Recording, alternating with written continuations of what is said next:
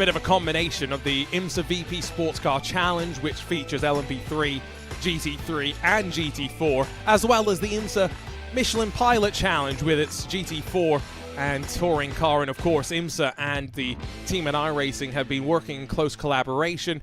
Peter, you've commentated previously on the IMSA Esports Global Championship. We've just finished up another great season of that. And I'm really excited about what the drivers have to look forward to. Another full year of virtual racing, and that includes, like I mentioned earlier, the introduction of the 6 hours of Road America to match the real world going there as well. Qualifying, as I did mention, is underway, and drivers with the track to themselves, it is go fast time. And the field has got some big names in it as well. The 3 classes feature names like Casey Kerwin, who we see on track right now, winding his way back to the start-finish line. We've also got drivers like Moritz Lohner, Yuri Kastorp, some big names from the world of esports, joined by Morgan Burkhart and a couple of other drivers from the world of real-world motorsports. It will be LMP3 drivers that, of course, set their lap times first, and it's Christophe Herbigno that's momentarily jumped to provisional pole position, and now the wait, Peter, for the GS and the TCR machines to make their way to the line too. We'll open qualifying here where the drivers get the whole circuit to themselves. They don't all go out on track at the same time. They basically have their own little private circuit to themselves before they go racing a little bit later on. Over the line, we get our first lap times coming in. It's Roberto Frieser in the number 21 machine, a 151.884, but immediately usurped by Moritz Lohner in the number 3, 151.731 for Moritz Lohner. In at the Porsche Cayman, the evergreen 718 Porsche Cayman. Then it's on to the TCRs. Who's going to set the ultimate pace? Ross McFarlane, multiple World Touring Car Series champion. Michael Polishek, though, is quickest of the TCRs. 157.9, 158.2 for McFarlane in the Honda. Yeah, maybe no surprise that Michael Polishek, who has been one of the best drivers in touring cars of note, of recent time especially, has found that gap. But draft will be crucial, especially in those early stages. Look at the gaps through the field. We are talking thousandths in some cases between qualifying times. Christophe Herbigno and Kalen May, the Delatraz Automotive teammates that lock out the front row in LMP3, find themselves currently split by just 86 thousandths. And I say currently because, Peter, we have a second lap to come. Jamie Flukes improved to third, but our provisional pole sitter has a chance to improve even further. From a 142.343, he finds himself another tenth of a second at the front of the field. 142.213, great stuff from Christophe Herbigno in that LMP3 car.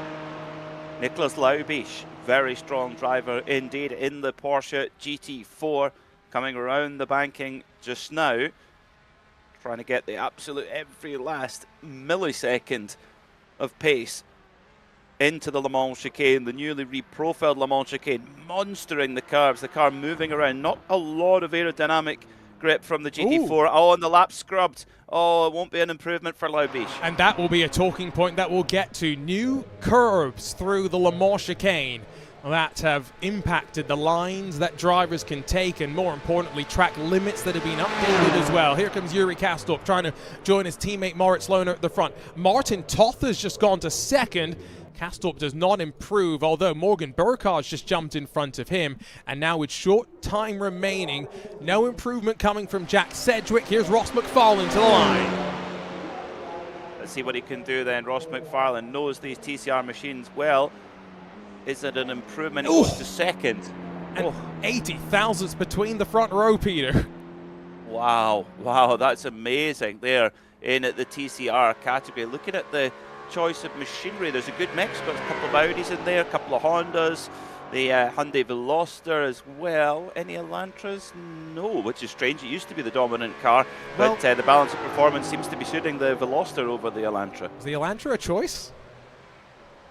Pick it. I forget. You'll have to remind me. Gar Valero jumps up in the running order to now 11th in the GT4 class. We do have a couple of drivers who have not had a chance to set qualifying lap times. Alec Bergstrom included in the Miranda's M Squad machine, of course representing Daniel Morad, who's got a couple of Rolexes from winning here in the real world before. He jumps to 13th, but that might be qualifying done and dusted.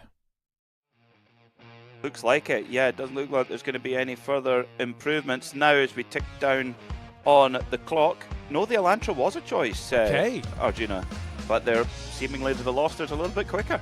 Well, we'll talk BOP maybe during the race. Some slight adjustments in the GT4 and GS ranks, of course, in the LMP3 class. Only one choice. As, of course, in the real world, we welcome a new generation of LMP3 cars. Maybe something that in iRacing we'll get to enjoy not too far away as well. Let's dive into the starting grid and look at the sea of Delatraz Automotive. They have been dominant in prototype machinery that's not GTP and includes this LMP3 machine. Herbigno May, interrupted by Jamie Fluke, who now runs by himself in the number 7. You've got Corentin Milleru, Paris Charles for Solpec Precision Racing. He's got Jai Fletcher for company as we work to roast 4 on the grid. Daniel Lomba and then Aaron Full, the second of those Solpec cars. Casey Kerwin lines up 9th. Timu Milikanga's the first of the WSR Esports machines, while Louis Valentin, Roman Bockler share row number 6.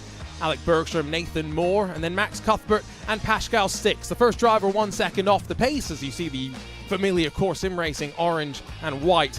Gaimda Rogna's 17th, Adam State alongside an 18th, while Nathan Lafrange and Daniel Sekulik make up the top 20. Just Nick Langer with no time on the board in this LMP3 class.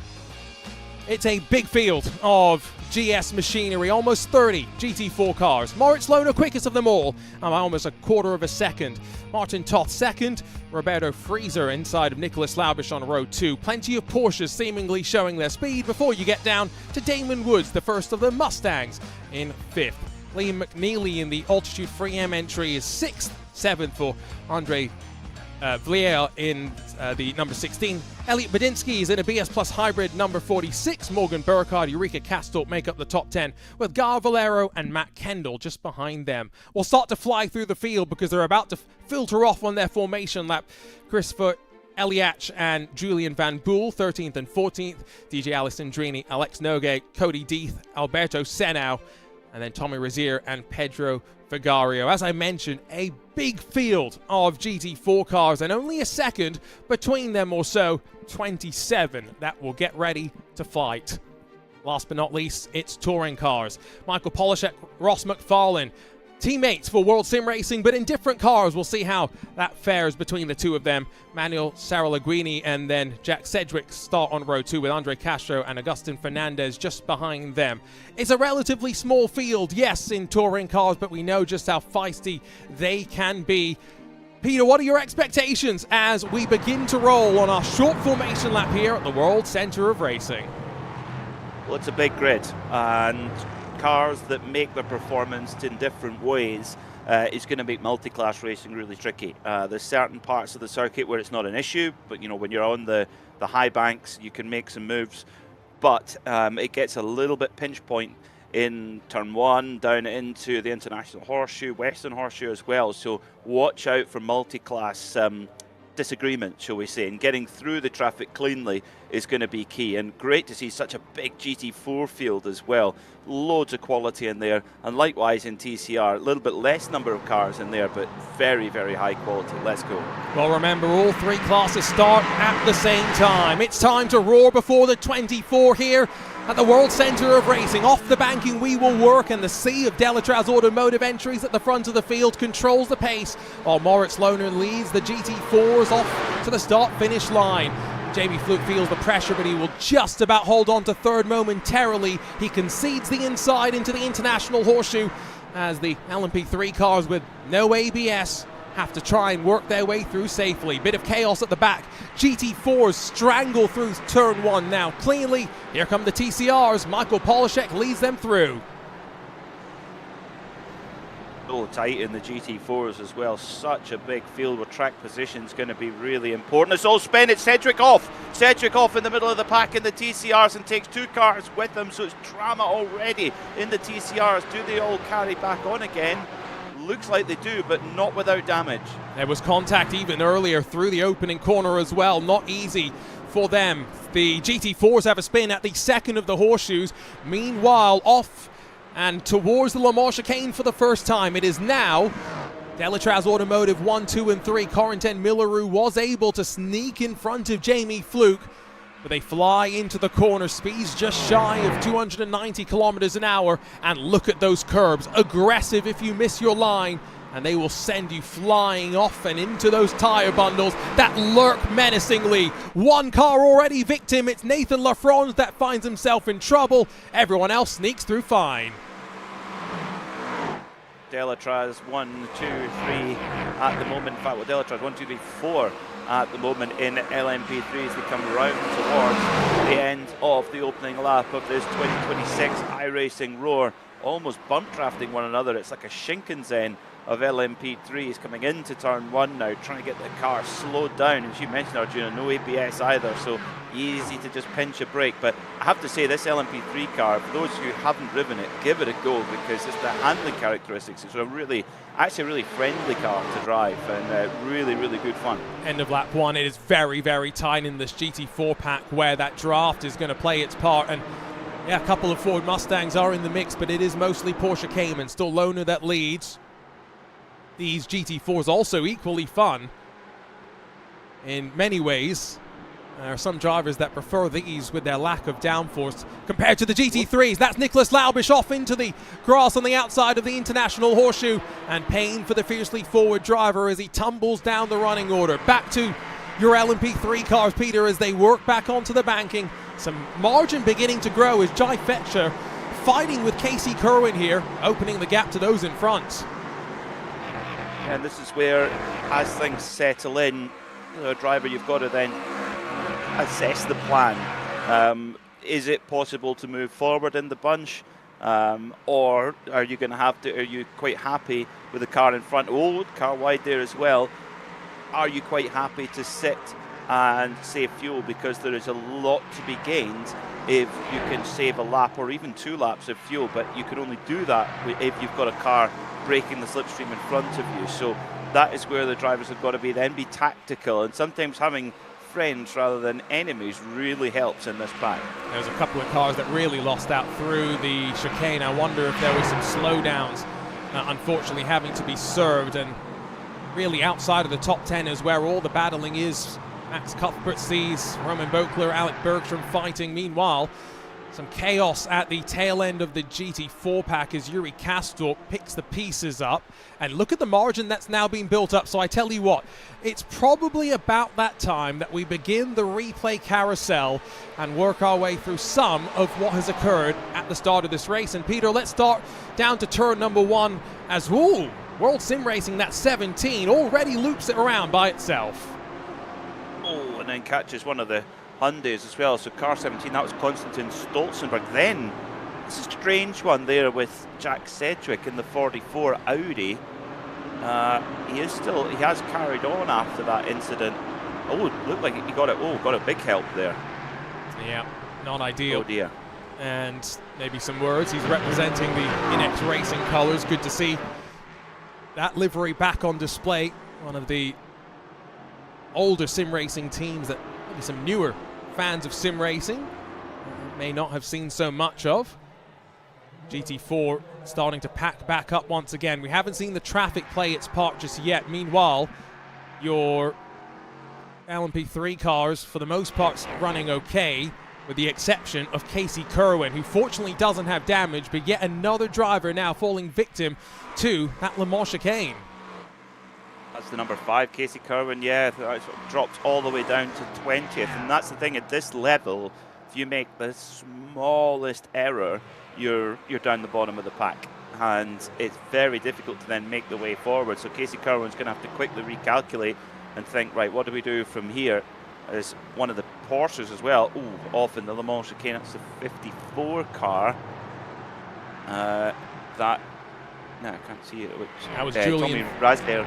Oh, apologies. That was Julian Van Boel, actually, in the Maniti Racing entry. This is then Claudio Mack on exit of the Le Mans chicane, falling victim. And like I said, replay carousel. A couple more incidents to quickly piece our way through. Nicholas Laubis. Was there contact here? Ooh, I'm going to say yes, on the nose of the Falcon Ford Mustang. Yeah, the big Mustang coming through. Didn't need much contact, but it was enough to twirl Laubish around. And then oh dear. So Yuri Kastrop gets unsettled initially on the curb, and then on exit squeeze. Not much I think either driver could have done differently. I'd love to jump on board here with Casey Kerwin and just ride to see what happens. It doesn't unsettle the car much, just a little wobble. And, you know, Casey's a seriously good driver. And even he couldn't catch it there. A perfect demonstration of the difficulty of that new configuration of the Le Mans chicane. Well, Delatraz leads at Daytona. I've said that before, albeit Louis the driver, not the team. Yes, but again, Delatraz Automotive are a team that, you know, most recent LMP2 special event winners at the iRacing Petit Le Mans. You don't really see them too much in the GTP. They enjoy the more raw LMP2 and LMP3, which, to be fair, someone like a Dane Cameron wouldn't disagree with that sort of a discussion. So there are merits to wanting to be in that sort of an environment. Aaron Full, the Brit, finds himself full of struggles and now forced out wide by Timu Milikangas. But I say that could have been a whole lot worse. He recovers down in 10th. Well, one of the reasons why a lot of teams and drivers enjoy LMP2 and indeed LMP3 is because you're driving the same stuff. There's no balance of performance discussion. They don't have to spend hours in testing to decide which car they're going to pick. And it's the same in the real world as well. I mean, LMP3, yes, you have a little bit more of chassis variety, but in LMP2 in the real world, everyone's using an Orica. That's not the rules, but everyone uses the Orica. So you don't have to worry about that. You just get on with your optimizing your weekend. Whereas in the other categories where there is balance of performance, it's more complicated discussion. And we'll maybe talk about BOP at some point. BOP maybe not such a factor in TCR, where it's two teammates at the front, Michael Polishek and Ross McFarlane, with a 4-second gap now back. But one's in a Hyundai, one's in a Honda. So BOP may come down to fuel mileage, and it's McFarlane right now who's able to sit behind and sip the fuel effectively. Which is exactly what he wants to do. Meanwhile, there's some bump drafting going on in LMP3 cars. They know there's aero devices at the front that need to work, right?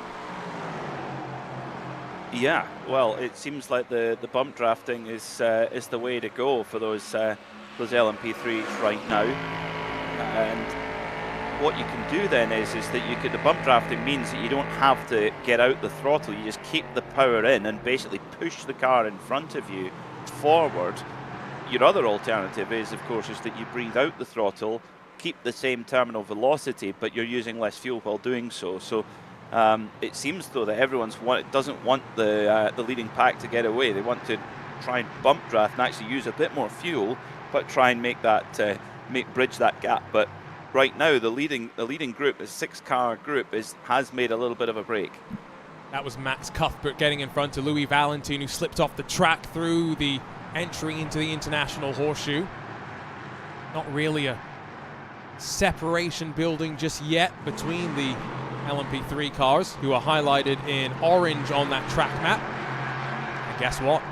They are about to catch the traffic for the very first time. We jump on board with the race leader, Christophe Herbignot, the Belgian, who did win one of our IMSA Esports LMP3 challenge races that we had as part of the IMSA Esports Global Championship, lifting off there a bit. Lifting course, but that's super clever from Christophe Herbignot, because he could have dived in there and then just about caught the back of the TCR field, but instead take a big long breathe out the throttle and save some fuel. But also he has the comfort to do that because he's got his teammate behind him. If he didn't have his teammate behind him, might not have been so easy. Is he going to take the whole TCR field before turn 1? Maybe, maybe not. He's hoping so, but that was pretty good though. 9 cars or so, maybe even 10 cars, all in one go. Remember, they are quite separated out, and as much as I think he'll get past Andre Castro, no, he'll have to go the long way around, and then Manuel Saralague, he's got 2 more in front. Now, let's just listen into the horseshoe if he's saving fuel here. A little bit less, but I guess now that he's through the traffic with his teammate right on his tail as well, you can see the rest of the cars filtering through. When you've got teammates behind you, Peter, what you can do here is manage the pace a little bit more. You can, yeah, definitely. If he didn't have a teammate behind him, in fact, it's even better. He's got 2 teammates behind him, which is even better. And they've got to, in a way, they've got to run Christoph's program, don't they? Because Christoph is the leader there. He has to be very careful in his fuel usage because the cars behind him could potentially use a lot less, and then Christoph could actually lose several positions when they come out of the first pit stop. So they do. You're right. They really do have to manage the pace. They have to work together as a trio because this is the nature of Daytona at this level in sim racing. You've got to be so careful on your fuel usage. Well, and I guess the other thing you could do is swap who leads, but with Jamie Fluke and now Paris Charles really close, it could be increasingly precarious proposition. I think Timu Milikangas dropping down the timing screen might have had another issue through the Le Mans chicane. So that is already inside of 15 minutes, 4-5 cars getting caught up there. Remember, next week, 24 hours, they will travel around this track just shy of about 930 times if the race stays dry. That will be difficult. Now, Jamie Fluke is starting to pile a bit of that pressure on. Sit on board over the shoulder of one of the nicest people in all of sim racing, but as Jamie will be very happy to remind you, nice does not mean that he won't be willing to make a move. Definitely not. Yeah, he's been at the top level for a long time. As Jamie raced in the Porsche Esports Super Cup for many, many seasons. So I think Jamie Fluke's in a good position there. Is Jai Fletcher going to try and make some moves, split up the team cars there? Through he goes, number 49 in between Parshals and Aaron Fool. Good move.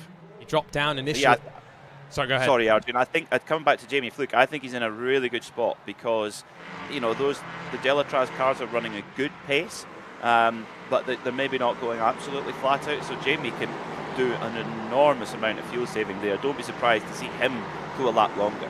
And Jamie's actually recently technically retired from competitive sim racing as part of leaving the Apex Racing team, and so in a new phase of his sim racing career where I'm hoping that he'll be able to enjoy it a little bit more. Always hard to enjoy the grind sometimes, but find yourself seeking opportunities to go and do something different, and historically that is what this event has been for Jamie. Meanwhile, for Moritz Lohner, the Maus Esports driver who usually would be racing on Rennsport in R1, on Race Room as well. That's where he's plied his trade. The DTM Esports champion parlayed that into a full season in GT4 racing in the DTM Trophy, albeit not in a Porsche Cayman, it was in a BMW M4. But this is him having a little bit of fun as well and letting off a bit of steam in what is technically his off-season.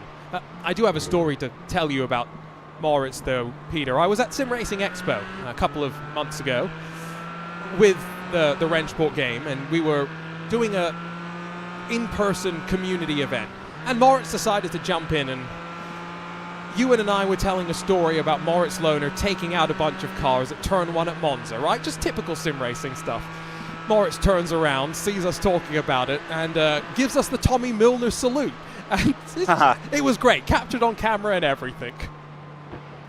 Appropriate story for Daytona as well, where the Tommy Milner salute was first executed, shall we say, and then executed again by Daniel Hunkadea. Well, you could actually say it was the John Cleland salute. True. First shown in 1992 at Silverstone. Tommy Milner was not the first. No, and won't be the last. Oh, I would hope that we get more of that coming soon, in a couple of weeks' time. It's always interesting, Peter, watching these sort of races right now. You see the slight shifting behind as real-world IMSA driver and Michelin Pilot Challenge is actually running the livery that he'll be racing here in Daytona in a couple of weeks' time in the 4-hour endurance race, although it disappeared for a second, and we'll ignore that fact. Morgan Burkhardt, part of the CSM Esports crew. Great to see that crossover between the real-world drivers and the sim drivers, to see how they mix together, see how they race together. Yeah, Morgan having some issues with his internet connection by the looks of things. In fact, I'll rephrase that. I was going to say I was racing against Aaron Johnson on Wednesday night in a Kelly Moss sim racing event. I was in the same race as Aaron Johnson. I had my spotter telling me how quick his lap times were as he tore off into the lead. It's like the leader is doing, I think it was 2:03 when I was in the 2:05. So it's like, yes, he does do this for a living. Which was great, but I was chatting with him and I said, are you using the sim for training? He said, yeah, definitely I am.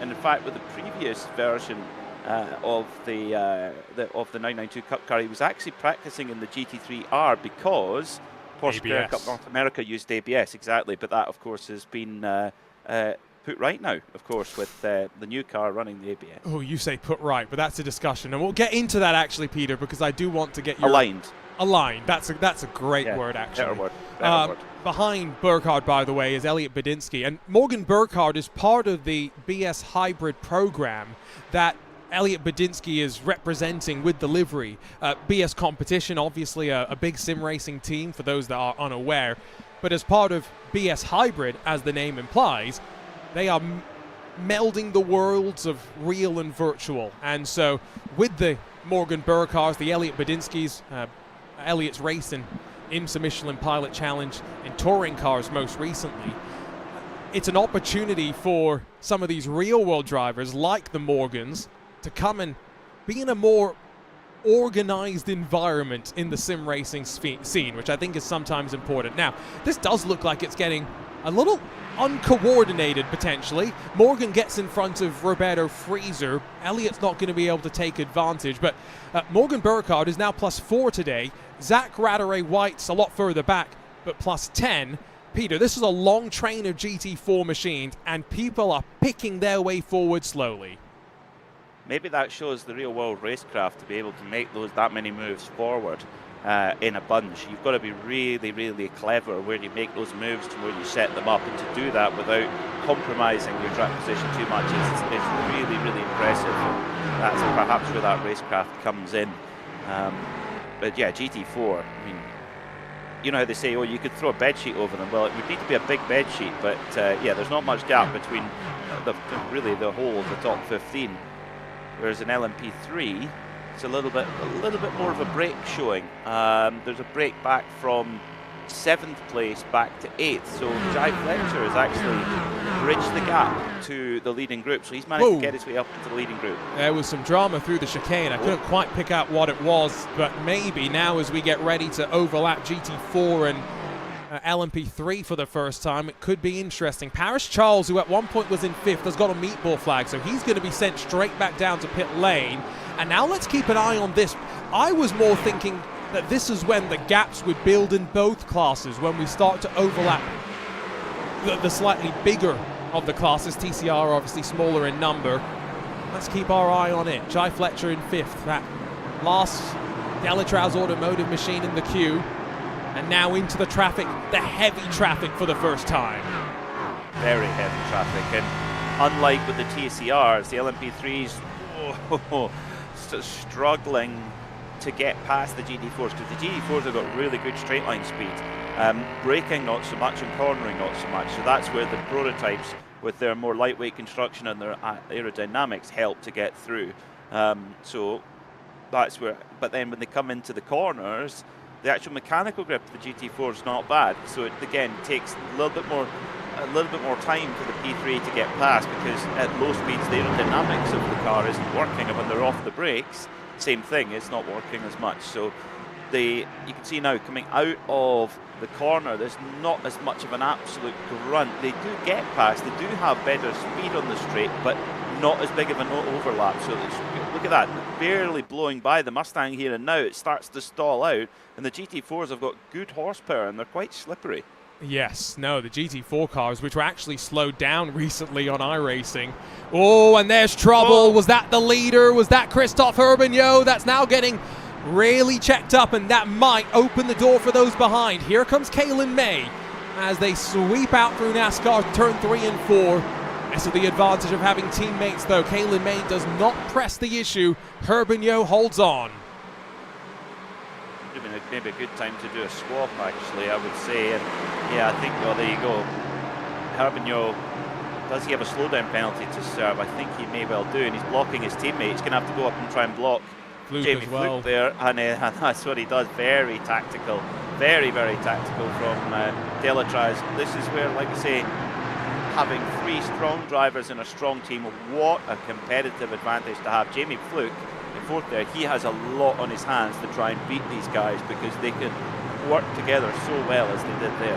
And almost through the traffic for the first time fully as Kaylin May around Moritz Lohner. We'll grab a look at some of those replays of incidents in the last couple of laps once some of this madness settles down, but we're not done just yet. The majority of the LMP3 field yet to carve their way through. The bright pink of Max Cuthbert chased down by Alec Bergstrom in that bright red for Moradnis M Squad. Cuthbert +8 today, by the way. He is really on the charge. Sneaks Pascal Stix in the Core Sim Racing orange and white. And I think I saw a message, by the way, about can we show some of the team names? Well, technically no, because this is a solo event. It's one of the few sports car events that can be done solo, Peter, which I know there's many people very glad for that. Well, it's a good time, certainly get plenty of track time, that's for sure. A 2 hour and 40-minute race. LMP3 with the last couple of years, Austin Young, the winner last year, Nathan Moore the year before, Cody Death last year's winner in GT4, Gael Valero was the winner in 2025 in TCR. So they've got loads of different winners in the different categories. Well, sorry, Peter. I think Corentin Miller might also now have a slowdown here because look how high he's gone, and he's dropped down to 6. So Aaron Full's now jumped up into the top 5, and Max Cuthbert make that +9. Well, that's very, very punishing there. If you just get it wrong at the Le Mans chicane, you will be punished. And this is a break now for Jamie Fluke, I would say, and the 2 leading Delatraz cars of Callian May and Christophe Herbignot. They've got to get a move on now because they don't want Fluke to catch them. They don't want Fluke to be able to pick up any kind of slipstream at all. The gap right now from Fluke to Herbignot is 1.4 seconds or so. So you think that Fluke will also be trying to push now to try and catch those Delatraz cars, and it won't be long before they reach the TCRs again. In fact, looking at the track map, it's very, very close until the TCRs turn up again. So Fluke will hoping to be a bit more aggressive and try and catch 2 Delatraz cars as they hit the next phase of traffic. Yes, you are correct. Remember, just 11 touring cars in today's race, so small in number. Although, you never know. The fight could be mighty. Ross McFarlane is back in front of Michael Polasek there. I think they're just chopping and changing for fuel reasons, but we have officially now completed about 24 minutes here in the first of our iRacing special events in 2026. It's the iRacing Roar presented by Go Motorsports Shop. Around the outside of one of those TCR machines, Jamie Fluke's going to feel the pressure from Jai Fletcher, who dropped back on the start, but now pushes his way forward. And I was talking to Jai yesterday. He was not sure if he was going to make top split. His I rating was right on the bubble in some regards, but he knew that if he made it, he'd have a chance to compete, and guess what? Showing that for sure. Let's start to take a look at some of the replays though, Peter, and this is, so initially it is Paris Charles just getting caught up in some of the checkups in towards the chicane. Yep, just got it all wrong in the mixture of the GT4 traffic in that yellow and black machine. Did he get a help from his teammate? I think you're right. One more look. On board with Aaron Full. Oh, that's awkward if that's the case. This will tell us. Oh, yeah. Well, oh my, that's bad for Solpeck. In the oh dear. In the defense of Aaron Full, it kind of all just overly slows down, and I can kind of understand why he's caught napping, for lack of a better word. And that is just the curves biting not once but twice there, unfortunately. That could have been much, much worse. Way worse, yeah. Manages to get it turned back in the right direction before the rest of the GT4s came through. Yeah, I think when you know you're coming up against a big bunch of traffic, you've got to be ready for it to check up, and wasn't even close to being the right speed there. And yeah, but just unlucky to ram into the one car you're going to ram into the back of is your own teammate. So for Solpeck, that kind of takes them out of the mix for the two of them. But Aaron Full has seemingly got away with it. His last lap was a 1:43.5. His best is a 1:43.1. So even with that big impact, they're still pacing the car, which is good for them. TCR, big breakaway Ross McFarlane and Michael Polishek 9 seconds up the road from the third place car, the number 37 of Manuel Sarel Guay. I mean, they are two of the best in the touring car realm, like you said. McFarlane, a touring car champion on RaceSpotTV on multiple occasions. Michael Polishek, one of the best in recent times, especially with a little less competition in that car in the last year or so. And so a big gap, maybe not to be surprised, especially when they're working together with such great effect. This is a fight, by the way, for 6th position in the LMP3 class, where Casey Kerwin has slowly picked his way back into things and has now cracked his way into the top 9. Making his way forward, that's really good stuff from Casey Kerwin, because he dropped out of the top 20. Yeah, really dropped right to the back of the field and now making his way forward. Yes, 1 or 2 have fallen by the wayside, but a lot of overtakes made by Casey Kerwin. I'd imagine he'll be a little bit thirstier on the fuel than the rest around him, but that's okay if he's gaining track position and getting himself back into the mix. And seems like the car's got plenty speed in there as well. 143.2 last time by, 142.5 is his best. So he's actually got the fastest lap of the race right now, is Casey Kerwin. Yeah, we'll look for lap times now that they're through the traffic and see hopefully some consistency, but maybe importantly, your race leaders have now got a breakaway. Jamie Flukes dropped Jai Fletcher into the clutches of Aaron Full. Meanwhile, Callian May and Christophe Herbigno have swapped around, and Herbigno retakes the lead of the race in the Delatraz Automotive machine. And we're probably not terribly far away from entering into a pit stop window. Give it maybe 10 to 15 minutes or so and the prototypes will begin to need a bit of fuel. There's trouble out on track as John Badefer has had to take a tow back to pit lane from on the surface of the track. It's on the surface of the oval, which is never a good sign, Peter, although it's happened around the Le Mans chicane, so maybe it's just some deja vu. Oh dear, that's a big one there for the Mustang. So easy done there, so easy done. Down to third gear and went away on him early. Well, they say John Boudefleur. They say loose is fast. It's a bit fast into the barrier. Yeah.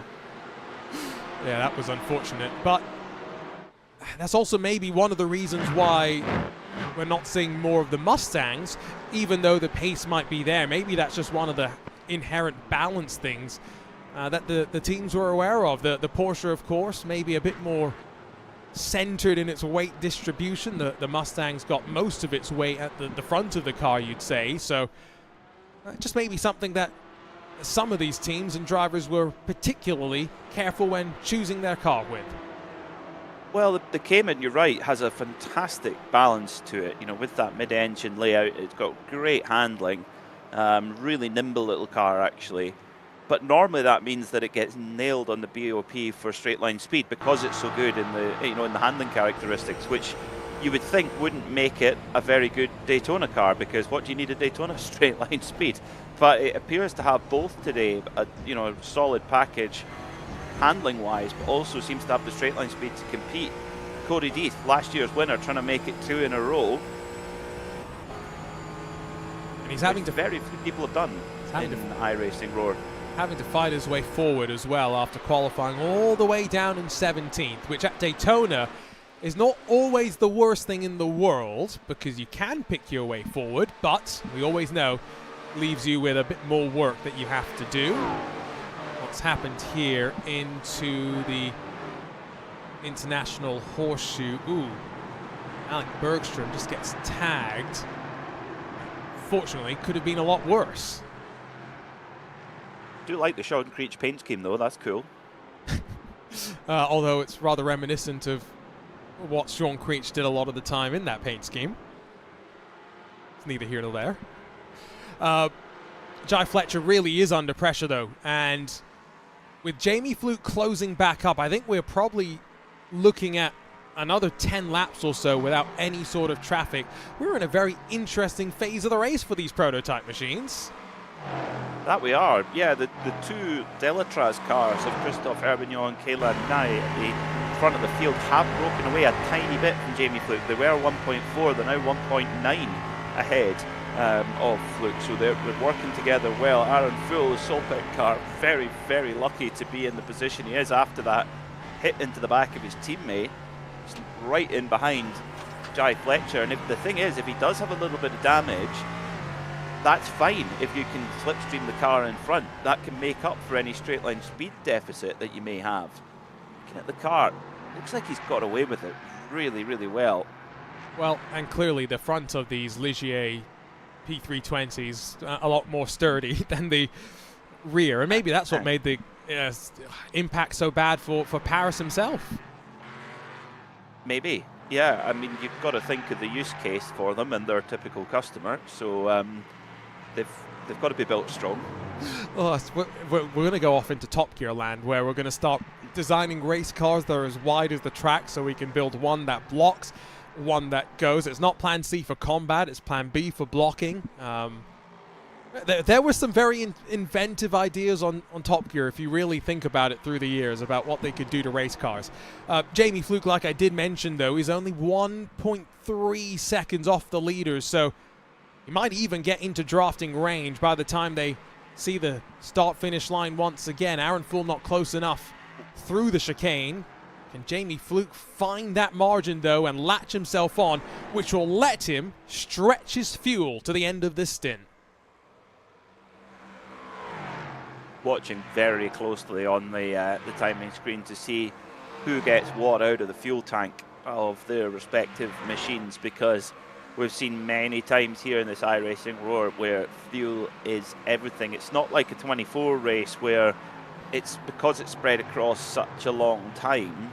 You know, yes, it's great if you can fuel save, but generally there's lots of things that can happen during a 24-hour race that does even it out. But in a race like this, only 2 hours 24, it's a little bit more pertinent that if you can put if you can get a lap longer on your stint, it can really make a difference, because you're only going to come into the pits a couple of times. So what are we thinking? Are we thinking, oh no, that's a good point, will the GT4s get home with just one stop? Well, so I just did, as you are about to do, I just did a 2-hour commentary stint on our other broadcast today on RaceSpotTV, the 24-hour series esports championship. The GT4 cars had a 75% limit on their fuel tank, and they could only do, they're racing at Sebring, just for context, they could only do about 45, just shy of 50 minutes. So extrapolating from that, if they can get an hour and 12, it requires a bit of fuel saving, but it's possible. Oh, it's tight. Yeah, you think if it's 45 minutes, 75%, then that would mean 100% would be an hour. So, and Sebring's not as fuel heavy as Daytona is.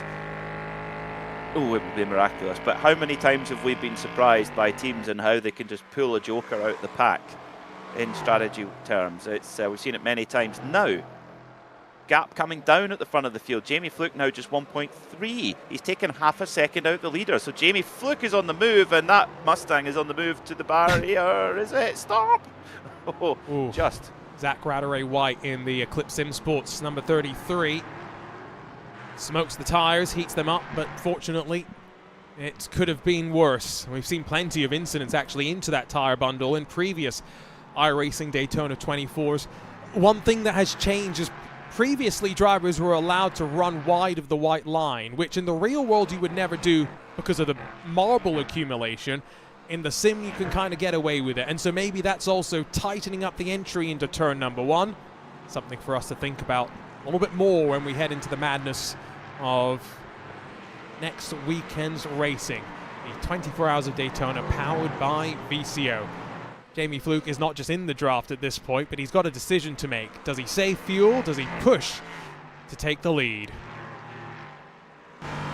Well, I think he's making great forward progress right now. He's now in the slipstream, albeit very light, but he is getting a slipstream now from Christophe Herbignon and Kaylan May ahead of him. And if they get held up again coming into the bus stop here into the Le Mans chicane, they may well do. And look at, fuel saving, but oh, that's Christmas Day for Jamie Fluke. There's a TCR car there, and the two Delatraz cars couldn't do anything about it. They had to just hold the line. And now look at Fluke, he's right behind them now, just 4/10 off the back of Kylan May, and that will mean that he can pick up the slipstream there. So we have a 3-car bunch at the front of the field, and I think we're going to see some bump drafting here from Delatraz. Oh, what a surprise. I tell you what, Jai Fletcher 1.6 back, that is only a couple of tenths away from draft, and so if the touring cars check these leaders up, they shuffle to the outside through the opening corner. There's Andre Castro in the mix in that BS Plus hybrid machine, which unfortunately is just a white car with the logo slapped on the side of it and showing some of the battle scars as well. The front hood crinkled on that Audi RS3. They'll slip in front of Manuel Saralagui, and now with some clean air once again, because third on back in TCR, now 10 seconds off the lead. The 3 LMP3 leaders get their way through. And Fluke, what a great few laps he's had. He's now right on the case of these 2 Delatraz machines. Now, how far away are they from their first pit stop? And now Fluke can actually be a bit more relaxed. He's now made that gap up. He can now sit in the slipstream. He doesn't have to take major risks. The only thing is he just has to be careful not to get caught out in traffic where you could get a 50-50 situation going into Le Mans chicane where the 2 Delatraz cars get past and he doesn't, and then you've got to do all the hard work again. So if just planning that ahead is so important, and a lot of it is luck. Yes. A lot of it comes into it is luck where you catch the traffic, and that's just part of it. Yeah, and luck is something that in some ways you can manufacture your own luck, right? When you are more experienced, you can look further down the road to see, right, if I'm in this corner and I see that car exiting, if I do this, I'll catch them somewhere that's a little bit better. So there is a bit of an art to that you develop over time, but some of it is just luck. How long does someone take in pit lane? Do they accidentally take 5 seconds longer because the left front took a couple of seconds extra? That is stuff that is completely out of your control. GT4s, if they can get to the end with just one stop, there is one driver who's in trouble in my mind here. That's Moritz Lohner, punching the hole in the air for the rest of the field. You're right, yeah, he's led the whole way, so he could easily, when we come out of the pits, lose 3 or 4 positions because he's used way more fuel than those in the train behind him. He will take longer to fill up, or he won't be able to do as many laps on his stint, so he'll have to duck into the pits, whereas the others can carry on and do another lap on lower fuel. So we'll watch it closely. They've got at the very least 20 minutes left on their stint in GT4. Big lifting coast there for the BS competition Porsche. And the deeper you are, more saving you can do as well. So it's not the end of the day for someone like a Cody Deeth, who is still back in 9th, unfortunately, or 8th, excuse me. In some ways, unfortunately, behind the still somewhat spotty internet of Morgan Burkhardt. And that is opening up the gap, actually, I think. Morgan, his pace is not dropping off, but it's just the uncertainty from those around as to how much they can race. Liam McNeely's feeling like he needs to go aggressive. He's trying to pass Martin Toth in the Altitude 3M car. He goes up high. Not going to quite work. And Toth in the red and black Porsche holds stern as they work through the chicane that leads to the International Horseshoe. Closing on some touring car traffic as well. Pops to the outside now. Does Damon Woods in the Falcon sim racing machine. Some great racing starting to build. Have they started to do a bit less fuel saving? Maybe. Yeah, Damon Woods is looking racy, looking like he's trying to maneuver his way forward. A big Mustang in all those Porsches, trying to make their way around a sole TCR car, trying to keep out of the way. But Lohner managed to just grab a car length or so, going up towards turn 6 now. And yeah, Damon Woods has gone through into, no he hasn't, excuse me, no, into 4th, but he's looking menacing in that Falcon Mustang. It's a menacing figure as well, isn't it? It's a slightly bigger GT4 car in some ways, but ultimately with the way the BOP aligns the machinery in multi-class manufacturer racing, it's not necessarily such a struggle. Quick look at what's happened to Matthias Penteler in that RD SimSport machine. Now, that already looks like something's not right, doesn't it? All set up there. Yeah, not right. Oh, it's yeah, the right it's all front. bent out of shape. Yeah. It's like it's turned inwards or something. But he's going to give it up. That's it. Well, and in a race as short as this, I mean, it's once you get something like that, might be why we're seeing quite a lot of retirements. We've had 3, 6, 9 retirements already in the first half an hour. let's take a look at what happened here. Oh, he's going to get sandwiched. There's an LMP3 car, Adam State, I think that is, that goes one side, Jack Sedgwick on the other. Castro gets tagged again. Oh, I mean, this is the thing with prototypes that I often say. They can be a bit impatient and sometimes cause a bit of chaos. They can, yeah, and it's the thing is as well is that there's, with it being the LMP3 car as well, it's not quite as straightforward getting through in some cases. Yes, they've got superior lap time, but they need the clear air ahead of them to be able to do that. But they don't have that punch of power to just make the quick passes like if you're in a GTP car. You know, one of the top prototypes where you've got a lot more horsepower, you can use that to squirt on the straights and get past, and you've got good braking as well. But then when you get into the slower speed, then of course it's more difficult. But the LMP3 is this difficult car to get through the traffic, particularly GT4, because as we see now, the GT4s they're really galloping and they're quite slippery through the air and they've got good horsepower, whereas the LMP3 is kind of like a slightly draggy cheese wedge of a car, so it just sort of hits a kind of stall in the air and makes it really difficult to make passes on the banking. Let's take a look at another moment that's just developed on the banking as Romain Beauclerc tries to pass a GT4 car. Dear. Well, now that is going to be big, yes. And who else gets involved? Nicholas Laubish was trying to slip through, I think. Oh my goodness, one more look at the initial incident and then we'll take a look on board with Laubish. Seemed to chop down on him. Oh, they both sort of converged into one another. Oh dear, oh dear.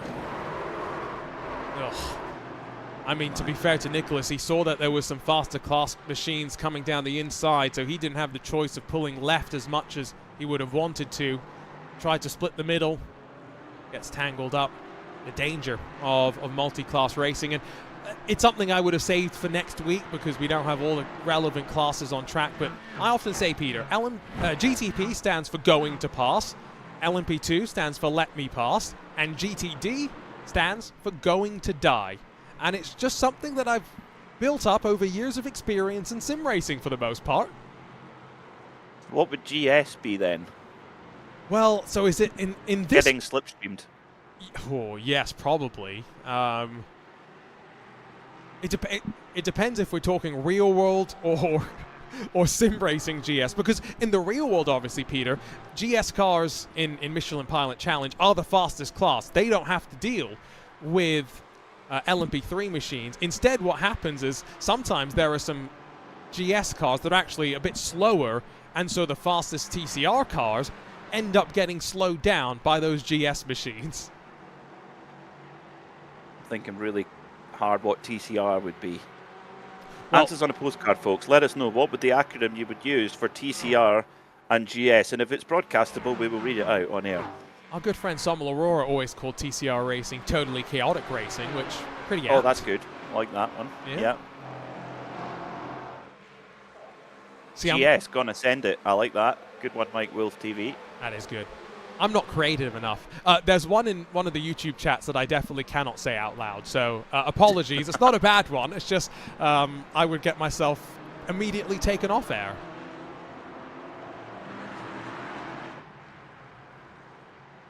Oh, I'm trying to be witty, but it's a hard ask, especially at 8:30 in the morning when I've already done a couple of hours of commentary before this. But yes, answers on a postcard, and we will save the best for next week. iRacing 24 Hours of Daytona, nighttime hour discussion topic. Slightly separated, though, Peter, at the front of LMP3. We've just had one driver down to pit lane. I'm not sure if this means the rest of the class will be due in, but it's probably not a bad time yet to hit traffic once again. No, I don't think so. Yeah, it should be okay to do that. Hour and 37 minutes. They're getting into the business end of the race already. Herbigno and Kylan May, they've made a little bit of a breakaway from Jamie Fluke. So as the traffic has ebbed and flowed, and in fact, Jamie Fluke has got company, big time company, from Jai Fletcher, from Aaron Fool, and from Casey Kirwan. Wow. Could we see the Danny Sullivan spin and the win for Casey Kirwan? I don't think it's off the cards.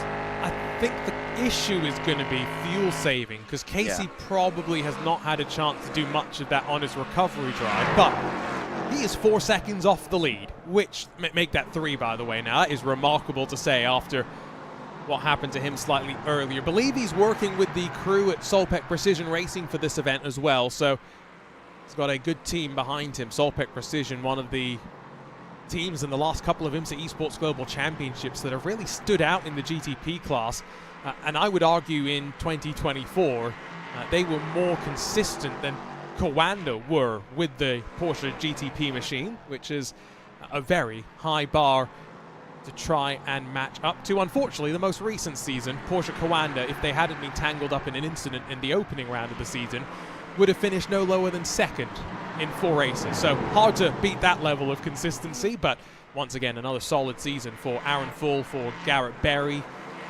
for Max Muir, Robin Schwanker, and there's one driver whose name I am forgetting, and I apologize profusely to you for that. But again, another impressive season to say the least. No one else into pit lane just yet, though. Corentin Millero, I think he had some damage, Peter, from some of the early drama. He is one, though, of the Delatraus automotive machines that has come down to pit lane. Hey, yeah, must have been desperate for that, maybe damage-wise. As the rest of the field coming through, 28 laps they've completed. So they've been on track for coming up for 50 minutes, and the leaders come through. So there's still time. Now Herbigno has made a bit of a break. So I wonder if he's not saving fuel, because last lap for him was 1.2 seconds quicker than the rest. And 3 wide off the corner. Fluke dropped to the back of the pack. Casey Kirwan suddenly in a podium position. Jai Fletcher, though, will look to the inside and force Kirwan to give up the room. Fletcher grabs 3rd away from him. Aaron Full's back there and up towards the kink. It's not somewhere you want to fly side by side. And single file they get once more. Order restored. Christophe Herbigno, yeah, making a bit of a break. That would maybe signify to me that he could be coming in at the end of this lap. I'm thinking, right, we know that we're going to the end of this lap and no more, so just keep pushing. But what a run this has been from Casey Kirwan. That spin and recovery, remarkable to even get anywhere close to the podium positions. By the end of this stint is just really, really impressive for Casey. Does like prototype machinery. I remember him driving very well in the Cadillac in the IMSA Esports Championship last season. Yep. Now he has fallen in love with IMSA effectively through sim racing in many ways. He goes out to Long Beach every year. He'll be at Daytona, I would assume, as well, hopefully, if he can make it out there. Saw him there last year with a whole bunch of other sim racers too. Word in chat, by the way, the Solpec Precision driver I forgot was Jordan Johnson. Jordan, I apologize. I still somehow think of you, I guess, as an Apex Racing Team driver. That's the only excuse that I can have for that. 2.2 seconds the gap at the line between Herbigno and those behind. But it seems as though that gap is starting to shrink just as quickly as it grew. So onto the 30th lap of the stint. Yet to see anyone except 2 of these LMP3 machines still running down onto pit lane. Let's jump back to GT4 momentarily, Peter. If they can get to the end with just 1 stop, well, they've got a lot more fuel saving left to do. They need to get another 20 or so minutes out of the fuel tank. Well, they're looking strong at the moment. I mean, you think for Moritz Lohner, he's the one who is exposed, having led all the way through, and will definitely have used quite a bit more fuel than those behind him. still think Damon Woods in that Mustang is looking very, very menacing indeed. There's almost a little bit of a start to break with the formation for a moment. I think we saw it in LMP3 a little bit more side-by-side action, and I think the same is about to happen in GT4. A little bit more shuffling for position, because they've been very disciplined up to now, but they're racers. They will eventually break rank. There was a change for second in through turn 1 as Liam Neely got in front of Martin Toth. So maybe there is a bit of pulling of the trigger. Aaron Full has lost the rear wing on the LMP3 car, and Max Cuthbert's had to jink up high because Ross McFarlane, Michael Polasek, our touring car leaders, directly in front. The Le Mans chicane has bitten once again, and this time from inside of the front 5, and so this is a forced pit stop. There is no question about that. This is how it happened. Fast entry into the chicane, curbs on either side that will eat the car up, but it all happens on the exit as the left side jumps into the air. Oh dear. I didn't think that the Peugeot 9X8 was coming to iRacing yet. Well, I think part of what happens, Peter, is almost like the left wheel digs into the void in the curbing itself, if you know what I mean. The gap between the distinct parts of the curb itself.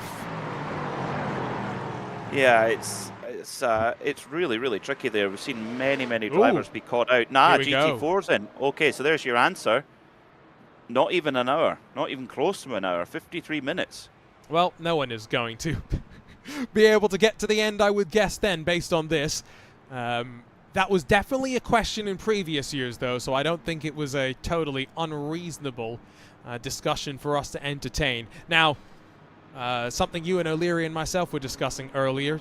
On the jacks go the cars, and fuel and tires done at the same time, which does remove some of the element of strategy, yes, but it means that they'll all get 4 fresh Michelin tires, a full tank of fuel, and off and away they will go once again. Peter, that looks like a very, very busy pit lane right now. All but 3 of the GT4 machines sit and wait for the full tank of fuel. Yeah, the drivers who have gone an extra lap are the number 8 of Liam McNeely, number 16 of Andre Philippe Villela, and the number 6 of Alberto Senau.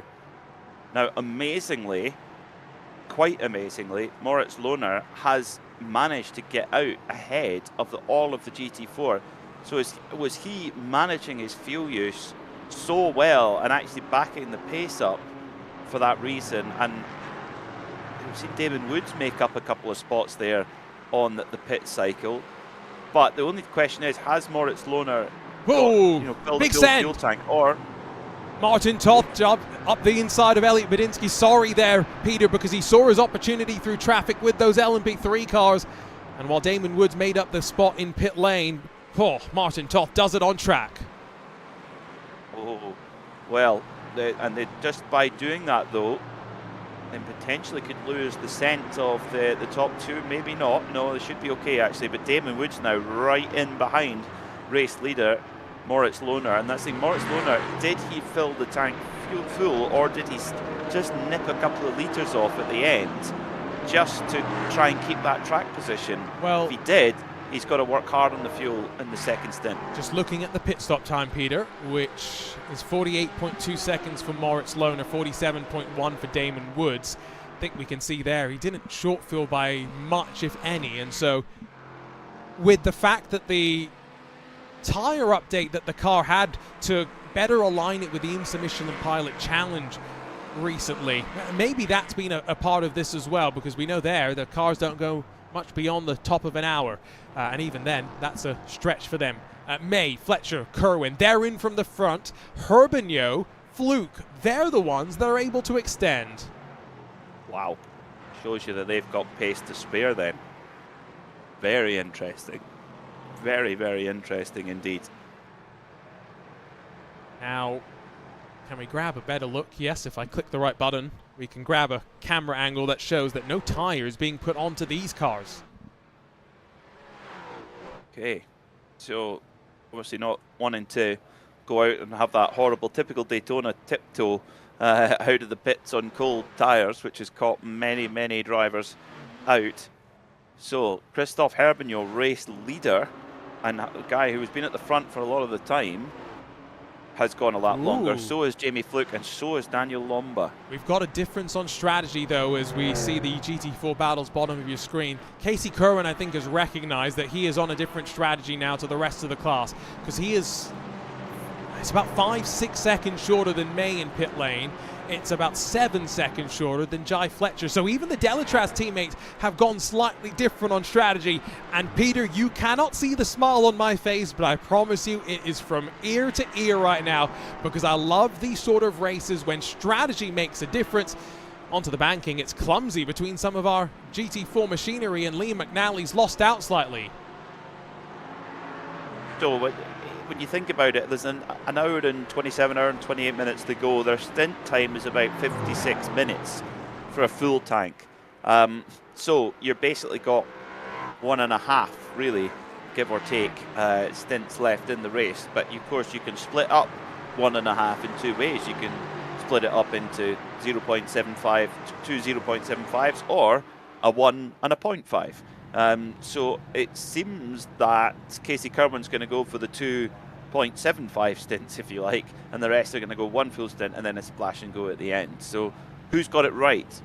We won't know until really the next hour and 26 minutes comes in. And that is why the smile on my face is so big. Here is the driver in pit lane just sitting and waiting. It's a painful wait as well at the end of the day, as just fuel seemingly going in. Casey Kerwin has got a big advantage, and Jamie Fluke has responded and joined Casey Kerwin on that slightly shorter fill. 32.3 seconds for him, 42 seconds for Herbignot. Where's Casey Kerwin then as he rolls off the banking into turn 1? Clear of Herbignot, about 4 seconds back from Jamie Fluke with an hour and 25 minutes to go, about an hour complete. Nothing settled in the first iRacing special event of the year. Jamie Fluke going 10 seconds shorter than Herbignot. Wow. Okay. So there is a real spread there of different fuel strategies. And of course, that doesn't mean then that they're all in one big bunch. It means that it's actually, and I'm smiling too, Arjuna, because this actually means more of who's actually got the raw pace rather than who's the best at fuel saving. This is more about actual pure lap time now. Yes, fuel usage will be important, of course, but because they're not in a big bunch, that will really open up the deck big time. The word in chat is LMP3 tyres are still on a slightly older tyre model, so they don't lose as much pace as the stint goes on. The tyres actually don't cost you speed. You gain time as you go deeper into the run. Fastest lap we'll see from LMP3 cars might be at the very end of the fuel tank. So Andre Villela has taken the lead of the race in GT4. Remember, still expecting one more pit stop in this class. Moritz Lohner, Damon Woods, second and third, with Martin Toth, Elliot Budzinski, and then Liam McNeely effectively leading the second of the chasing groups, with Alex Nogue, Roberto Friesen, Morgan Burkhardt, and defending winner in class, Cody Deeth, buried all the way back in 10th position.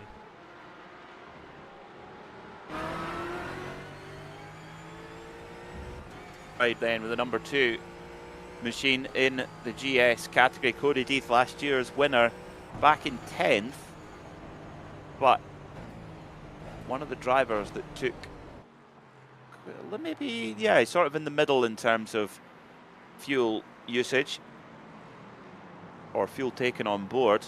TCR's the next question, but to be honest, for Ross McFarlane and Michael Polishek, they're in another universe to everyone else. And Jack Sedgwick, having had that incident on the opening lap, he's up to third. Well, speaking of those TCR leaders, they've just seen this, which is Max Cuthbert, who had been having a great day moving through the field.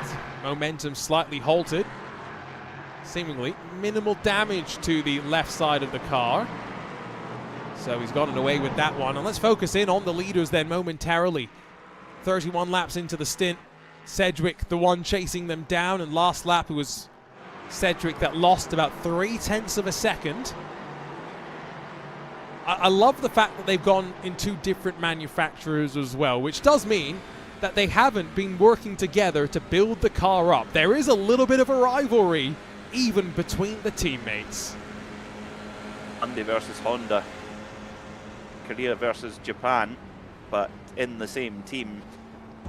2 drivers that probably know these cars inside and out. They'll have a good setup data for them, and yeah, the fact that they can work together, and they're spreading their bet effectively. Of if there's one car that's going to be a little bit better on fuel, they've got that advantage. They're kind of covering all bases here, but you know, if they've got the pace in hand, clearly, to be much quicker than the rest of the field, and have marched away. And it's WSR Esports race to lose now. It's just which of them wins, who's got the package for that final sprint to the flag. And we aren't ignoring them, I promise you. It's just the reality is they are sitting and waiting, biding their time before putting on a show to the end. At least that's what we've been promised. Hopefully they live up to the billing. LMP3 is wide open, though. That is the reality. With the strategy opening up, it will come down to the next pit stop before we can really knuckle down a winning strategy. Track position is something that will dictate some of that time lost and gained in traffic, and much like we were saying earlier, that's not something you can always find yourself impacting yourself. While we continue to watch some of the action, this is not fights between cars on the same lap. Callian May slips in front of one of the GT4 machines and gives himself a bit more breathing room. Peter, there's a great story that I always love when we come to Daytona for a Roar to talk about. And yes, it's only a couple of years ago now, but in the IMSA Michelin Pilot Challenge race back in 2024, there was a team that had an ECU failure, unfortunately, the day before the race. They didn't have a spare ECU on site, so what did they do? They call around and try and find the nearest replacement they can. Turned out they were able to find one from a team based in Mexico. So someone flew from Mexico to Orlando. They sent one of the drivers from Daytona to Orlando, which on the best of days, typically about a 2-hour drive. I assume it probably took closer to an hour for this driver on the day itself. But they pick up the CCU from the airport, shuttle it back to the track, install it effectively on the grid, and then go on to win the race. It's just a reminder of the fact that in motorsports, there's not just the drivers on track that get things done. There's the team behind the scenes that comes together to make things happen. I remember that day very well. I'll never forget it. JDC Miller Motorsports, and yeah, it was Mikey Taylor who did the Need for Speed run to Orlando Airport. It came off it was an Audi that they ran at the time. They went on to win the championship too. It came off a crashed Cupra, but the Cupra ECU worked on the Audi, and they'd been grappling with it all week. They tried everything, and it was quite literally the last resort, and yeah, it paid off. It's one of my favourite Daytona stories as well. JDC Miller Motorsport showing no quit at all. And of course, what a great representative for motorsports, right? That never say no attitude. And JDC at the end of last year, during Petit Le Mans, Peter and I were both privileged to be there as part of the IMSA radio broadcast team, but they ran with the iRacing Arcade logo on the car as part of a promotion for the upcoming title, but also ran the very, very quick and very capable iRacer / real racer Max Esterson, who will be competing in a full season in the 2026 IMSA WeatherTech Sports Car Championship, albeit with RLL in a McLaren. One of the other real-world drivers in today's race, unfortunately, I think, has been mixed up in a bit of an incident here, Peter. And so Morgan Burkhardt, I think he's fighting here with Cody Deeth as they slip up to the second of the horseshoes, and unfortunately, things go wrong. Oh, and one of the Delatraz cars there having to go and take a lot of avoiding action. Cody Deeth, last year's winner, right behind them and gets away with it, does he? Yes, just synchronized spins from the Porsche. I mean, it's a 9 out of 10 for me for synchronization, that's for sure. I think that was Roberto Freezer in this second car, that Mustang involved. Excuse me, Cayman, the 21, the Mustang coming to a stop, avoiding any further drama. The GT4 pack slightly broken up as a result of that. It's Alex Noguet now in charge of chasing down Lohner, Woods, Toth and Budzinski. They have slowly closed the margin to Andre Villela at the front of the field, though, Peter. He's in a very interesting spot right now, the fiercely forward driver, because he's got the benefit of no pressure, but also loses out because no one's bumping him from behind. He's not getting any drafting help either as well.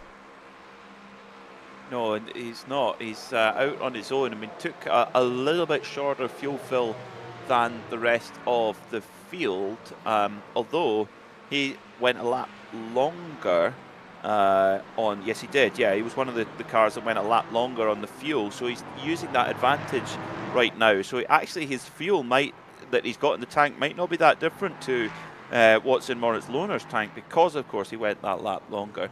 Now the TCRs, they're still cracking on. They've been on this stint for 34 laps, and of course we're not far away from half race distance. That will be in 4 minutes time. So if these if the TCR cars can go for another 2 laps, they can get home with just 1 stop. Well, we have seen TCR machines with unrestricted tanks go as far as 90 minutes previously. I don't think there is no, there is not. I'm just looking at the BOP. There is no fuel capacity limit for these TCRs, so they should actually be pitting in about 20 minutes time, if my memory serves correct. BOP, just to quickly talk about it, because we have a Honda Civic, a Hyundai Veloster at the front of the field. The Honda Civic has got 5 kilos of weight. They've both been hit with some power reductions. The Honda Civic with 1%, the Hyundai Veloster with 1.25. Obviously, it's hard to directly compare them because they will drive slightly differently, and so that's some of the characteristics that will be slightly different. But fundamentally, Peter, all the touring cars do use the same engine. Some of the mappings might be slightly different that they use, but there shouldn't be too much difference in terms of power output. Shouldn't be, no. Usually around 350 horsepower from these 4-cylinder turbo-charged engine. I mean, I guess you could say, is there a slight difference in aerodynamic profile? Obviously, the wheelbase is slightly different for the Honda compared to the Hyundai Veloster. So, yeah, that's why little adjustments are made.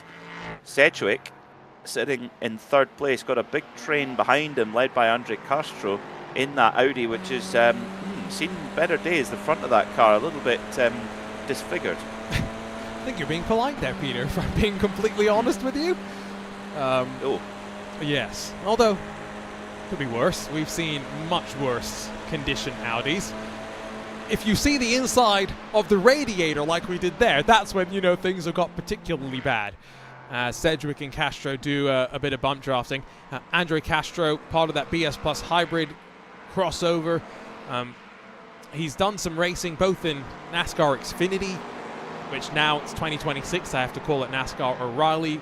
Excuse me. I apologize for that. But also in the Road to Indy, some of the USF Junior racing as well. So he's one of these drivers, Peter, which is true of a lot of the modern generation of up-and-coming drivers who are capable of driving anything you put them in. Yeah, and they're just looking for competitive time and looking how they can further their career journey, really. And some drivers, they call it gym and sim. That's what they've got to do in their off time when they're not racing. Well, I think gym, sim, and sponsorship, I think, are the three things that are what they need to always work on when they're not actually in the car. I think someone like Lauren Heinrich or Aichan Guven, they are probably two of the best examples of drivers that have combined their real-world driving with their sim driving to develop their career. Now, Max Verstappen is an obvious one as well, but you know he he'd already made it when he really got into sim racing, shall we say. Whereas for Aichan and for Lauren, they were definitely, the sim racing aspect was part of their development, growing their profile, but also their competitive experience as well, and have definitely played a factor in their career journey. And Porsche has been one of the manufacturers that increasingly has recognized that importance. And so the most recent Porsche Junior selection process, that, by the way, is an LMP3 car chinking one way then the other and making me very, very nervous. But the most recent selection process featured a day at the Porsche Esports Center where the drivers were tested against some of the sim racers. They were compared against the likes of a Josh Rogers, a Charlie Collins, and that tells you a lot, not just about Porsche's commitment to sim racing and its place on the motorsports ladder, but how highly they regard their sim racing drivers as well. But for Flint Schuring and for Marcus Amond, who are the two Porsche Junior drivers for 2026, part of what made them such a standout candidate, from what I understand, was their effort in the sim. And then, Peter, we got to see them 4 days after the Porsche Night of Champions, after they're announced as Porsche Juniors. We got to see them in the IMSA Esports Global Championship, racing against the best in the world of sim racing. And while it didn't go all their own way, I will never forget Marcus Amond qualifying inside of the top 5 in a truly competitive sim racing event, and then going on to run one of the most competitive first stints I've ever seen from a real world racing driver. That includes Max Verstappen, by the way. So mighty impressive. I'd like it to see it go the other way. Why not invite one of the Porsche sim racing drivers into the junior shootout? I think that would be cool to see someone like Josh Rogers get the chance to go and drive some of the real world machinery. I'd like to see that.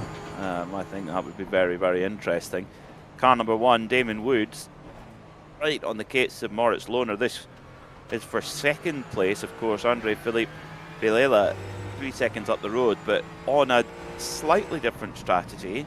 But how different, hard to say. He did go a lap longer in the opening stint. He was able to stretch that fuel tank a little bit more. How much of an advantage has that given him? That is the question. Well, you can still hear lots of fuel saving on board of Woods and Lohner, so I think they are trying to minimize the amount of time they'll spend in pit lane next time. Let's just listen in here as we run to the Le Mans chicane. We split the touring cars down the middle. He's lifting a good 130 meters before they get to the actual braking point. Definitely. Yeah. And you would then say that so is Moritz Lohner in front of him. Yes. So they're working together on that fuel number. So again, it comes down to that final stint. We really can't make too many statements in the here and now right now. Bit of a gap building though between these drivers and those behind. So it might end up being a 4-car fight if Vilea finds himself needing a bit too much time in pit lane relative to these drivers in the final sequence. Let's go back up to LMP3 momentarily and just run our way through. 10 minutes away from entering the final 60 minutes of action. It's Jamie Fluke that leads with Casey Kerwin. A remarkable fight back up through the field to jump up into second, although on a very different strategy than Christophe Herbigno, Callian May, Jai Fletcher, and indeed the entirety of the Delatraz Automotive contingent. If they spent 10 seconds longer in pit lane, well, the gap between first and third, it's about 12 seconds, 11 seconds as they cross the line right now. We'll only really know who's got what in terms of track position once they come out of the pits, who's played it the best, who's got the fuel numbers right, who's split their pit stops up in the right way. Jamie Fluke does lead the race right now, but went on a very short fuel fill compared to the rest. So he could, well, he's taken almost a quarter off the theoretical stint length. So he might have to pit with around an hour to go. No, that can't be right. No, that wouldn't be right. He would need to pit somewhere within that sort of 56, 55 minutes to go, and then take a full fuel tank. So maybe not too far away. By the way, on your screen right now is a QR code to get the official Cosworth Pi toolbox for iRacing telemetry, and you'll have access this weekend, or next weekend I should say, as part of the iRacing Daytona 24 to a lot of the tools that are used by real world teams. Now, a lot of drivers are familiar with Motec and looking at data after some of these races, but the opportunity for you to dive into some of that stuff during a race in your preparation as well, using some of these tools, well, make sure you scan that QR code to learn more about Cosworth Pi Toolbox. Great to see some more of those partnerships step forward, because at the end of the day, Peter, it's not just about the racing. There's so much engineering stuff that can carry forward in terms of building minds that are able of thinking in unique and abstract ways to solve engineering solutions. And this Thursday, we kicked off the most recent season of the IndyCar Thrustmaster iRacing Pro Series. One of the drivers, Adam Blocker, he is a race engineer. Last year, he was at Juncos Hollinger Racing on Connor Daly's number 76. This year, he's moved over to Chip Ganassi Racing. Will be working in Indy next, but he's a capable race engineer, very quick on the track in the virtual world as well. Has been for many years, hasn't he? You've raced against him in the past, haven't you? Yes, and he beat me so much, I made him my teammate so I could call him teammate instead of losing to him. Yeah, well, hey, if you can't beat them, join them. Exactly. Or join me. If I can't beat you, join me. Well, I was beaten by Ryan Marine on Wednesday night in the Kelly-Moore sim racing, so... So, are we going to do a go-karting outing at Daytona? IMSA Radio? We have to. Yes. It's only fair. Only fitting. We're saving the golf till Sebring. Can I get some BOP? Are we going to weigh everybody and start talking BOP and ballast and all of that good stuff? Yes. Oh, goodness, I've opened a Pandora's box, haven't I? Well, I reckon I've got to be 40 kilos, maybe even 50 kilos heavier than Ryan. That's quite a lot in a go-kart. Yes. Ryan, to be clear, is a bit smaller than Peter in size. Height. He's like a jockey. Yes. See, my problem is I am long, but I don't weigh a lot, so I wouldn't get much ballast, but I wouldn't fit in a lot of the go-karts that we're going to go sit in. So I'm getting my racing excuses out early for when I don't win this IMSA Radio battle on go-karts. What I'll have to do is save it for the golf. And the second, Hugo Luis, what are we calling it? The Hugo Luis Salver. Hugo Luis Salver will be played the week before Sebring 12-hour as we settle the pride of who's the best golfer at RaceSpotTV. Moritz Lohner, by the way, while we've been keeping our eye on these four that we think are maybe the most likely to be in contention at the end, they have started to catch back up to our race leader. Interesting, yes. Very interesting. The gap coming down in P3 and in GS. So is it all starting to converge now? The GT4s, they do about a 53-minute stint, so that's where their pit window will effectively open to get to the end of the race. So anytime really after 11 or 12 minutes, any longer than 11, 12 minutes time, that's when the pit window will open. You can come in and fuel up and go to the end. But some, of course, will have more fuel in the tank to go deeper into the stint if they want to. We'll say that Christophe Herbigno has shaved 2 seconds or so off of Jamie Fluke in the last 10 minutes, 15 minutes. I wonder if Fluke is saving a bit of fuel and is keeping a bit in reserve for strategy in the closing stages. The fiercely forward GT4 leading Porsche is now almost inside of drafting range, at which point 5 will become 6. And Liam McNeely had jumped to the front of the second chasing pack and in front of Alex Noguet, also in one of the Porsche Caymans. Cody Deeth then directly behind, of course, previous race winner. work to do. Alex Noguet, first time I've just noticed this, by the way, Peter.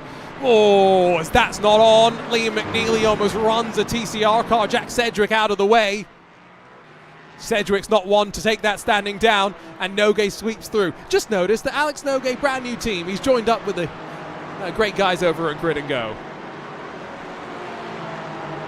Off-season or winter transfer window, I suppose you could say. Yeah, a little bit messy there going up into turn 6. Liam McNeely now in behind Alex Noguet. Lost a position or so, but Cody Deeth also there in the Mustang in 8th place. Been a relatively quiet day for Cody. Does he have something up his sleeve? He'll need it to try and get up into the leading conversation. Another look then at what happened with Liam McNeely. So he's right behind Sedgwick. Sedgwick holds his line, and yeah, I think McNeely should have really just had to go round there. But said, no, I was thinking he was almost trying to barge him and get him to move out the way. I think there's two different things that are playing out there. As Alberto Senna tries to wash out slightly and pays the price. You know, I think Jack's probably thinking, I've got an LMP3 car that's already on my right. The GT4 car is going to follow. Whereas the GT4 car is thinking TCR car is going to go back and follow the racing line. And this is where, Peter, in top split competition, the traditional talk in traffic of slower cars holding your racing line, it is not true, because there is a lot more of conversation on track in the body language of cars that happens at this level. And so Jack Sedgwick's thinking, let me just stay to the side, I'll stay out of the way, and everyone's going to pull to the right. Slight miscommunication there. Yeah, I think I would have done what Jack Sedgwick did there, to be honest. You know, you're running out to that curb anyway. You see there's cars everywhere, all on your right-hand side. Probably not a good time to swerve to the right, is it? No. Even if that is the racing line. So they're like you said, the prototypes are committed to their side. You hold your line, which is the exit of the curb, and let them go around. So yeah, it was luckily they all got through without too much of a fuss. A little bit of a fuss, but not too much. And so now gap coming down at the front of the field as well. For sure. Casey Kerwin's within 2 seconds. Remember, he will have a slightly longer pit stop than both Jamie Fluke and Christophe Herbigno to serve in the last sequence. Mark Sloaner is sniffing the first bits of draft as well, and this will help him when an LMP3 car chops in between and latches you on to the class leader. Damon Woods continuing to be very patient, though. He could have had a couple of opportunities to maybe try and slip past, but priority clearly here, Peter, close the gap to the leader. Yep, that's what it's all about. Yeah, they don't really want to get caught out by the alternative strategy of Andre Philippe Villela. So they have to be careful not to compromise each other's run, each other's momentum, and try and work together to close that gap down. And it's working right now, because Villela is only a second ahead, which of course means that they're pretty close to picking up a slipstream from him. So Moritz Lohner in a decent position now, and of course he took 4 seconds of fuel more at the stop. Now, is there that much of an advantage though, given that Villela went a lot longer? Well, we'll see when they come out of the pits. Getting close to the first pit window opening, which would be the LMP3s, where they can pit and get to the end, but that's still another lap or two, I would say. You say that, I think we might actually get some TCR pit stops, because the couple towards the tail end have just peeled in, Agustin Fernandez and Ayrton Reutemann. Unless there's significant damage, I think this could open the window. Timo Milikangas hits the back of Jai Fletcher so hard, you could actually see, I think, one of the cars go up in the air momentarily. Such was the force exerted between these LMP3 machines. Back towards some traffic they will go. 5 seconds off of the car in front of them. I think they're about halfway through the fuel run right now for the Delatraz automotive drivers, who, remember, we think took full tanks of fuel compared to the rest. Don't hit that yellow line. Don't dive onto the apron. You saw just how unsettled it got. Timo Milikangas with quick hands. there in the LMP3, taking a lot of risk, and you're putting a lot in the hands of the GT4s. Yeah, in come the TCRs then for their first stop of the race after an hour and 26 minutes out there on track. Only stop filling as well. up with fuel. Yes. You'd hope. Any TCR that needs 2 stops, Peter, has had a bad day, huh? Exactly. Yeah. You and I tell you what, the BS competition hybrid machine of which car is that? It's the Audi coming in. That's Andre Castro, 35. He might get has he got time to get a bit of repair? Will that front damage get bashed back into shape? Well, very interesting a little bit. In the battle of the teammates, who effectively are just the only contenders for the win here. Polishek in the Veloster, 1.5 seconds shorter in the pit box itself. Remember, McFarlane was the one that led the way for the majority of the race. Polishek retakes, though, the net race lead. Polishek leading for now. Can he break, though, from his teammate? You know, is it hammer time now? Because they've got an enormous lead over the rest of the field. In fact, they've come out ahead of, let's see, refresh my timing screen. Ross McFarlane and Michael Polishek have come out. No, it's sort of adjusted now. There's a few other cars, Cedric, Carlos Poya and Manuel Selagui, that have gone a lot longer. But yeah, point is valid. McFarlane and Polishek are miles ahead of the field. So now it's hammer time basically. Who's the quicker one? And Polishek, well, he's already 1.2 seconds ahead. He wants to try and make that breakaway. Let's see what he can do. Saw Michael last on RaceSpotTV as part of the last iRacing special event of 2025. Second to last. We had a Super Saturday with 2 special events. It was first the iRacing Production Car Challenge, 4 hours at VIR with the hilariously wonderful Grand West layout. Has the interior section included. It's often kind of dubbed a mini Nordschleife. It also has a corner name. There's language in it that Peter and I are not allowed to say on a broadcast, or maybe we can if it's officially the corner name, although you can say anything on a broadcast once and only once. Michael is one of these drivers, though, that really enjoys the touring car, and he's one of the drivers that Peter would wish that there were more regular competitions. We used to have a Hyundai TCR Championship. That's back in the day when we had the likes of Corin Tengunes and Kieran Harrison in the SimRC machines racing with us as well. But because there is less of the competition nowadays, those drivers are off racing in the 24-hour series esports championship today in GT4 machinery instead. Yeah, this it has seemed to sort of dip away, unfortunately, in popularity, which is a pity. And it kind of, I mean, we don't have a World Touring Car Championship in the real world anymore, which is we have the TCR Tour, but it's not a World Touring Car Championship. It's certainly not an FIA World Touring Car Championship, and for me that's a big shame. I think it's still a relevant category. It's still, you know, that link to real world machinery which made touring car racing so popular in the 90s and 2000s. I think that it's still relevant. It's a pity, and of course that's then being reflected in the sim as Damon Woods gets turned around. Oh no! It's Martin Toth that gets shoved off into the grass. Badinsky's able to slip through with no damage. Moritz Lohner's in the draft of your race leader, and a race-defining moment seemingly out of nothing, Peter. Oh dear, yeah, that blows it wide open then in GT4. Let's get another look then. David Toth coming into International Horseshoe. Tip tap, round he goes. Oh dear, Damon Woods does carry on actually. How did he catch that? I don't know. So bang, bang, bang.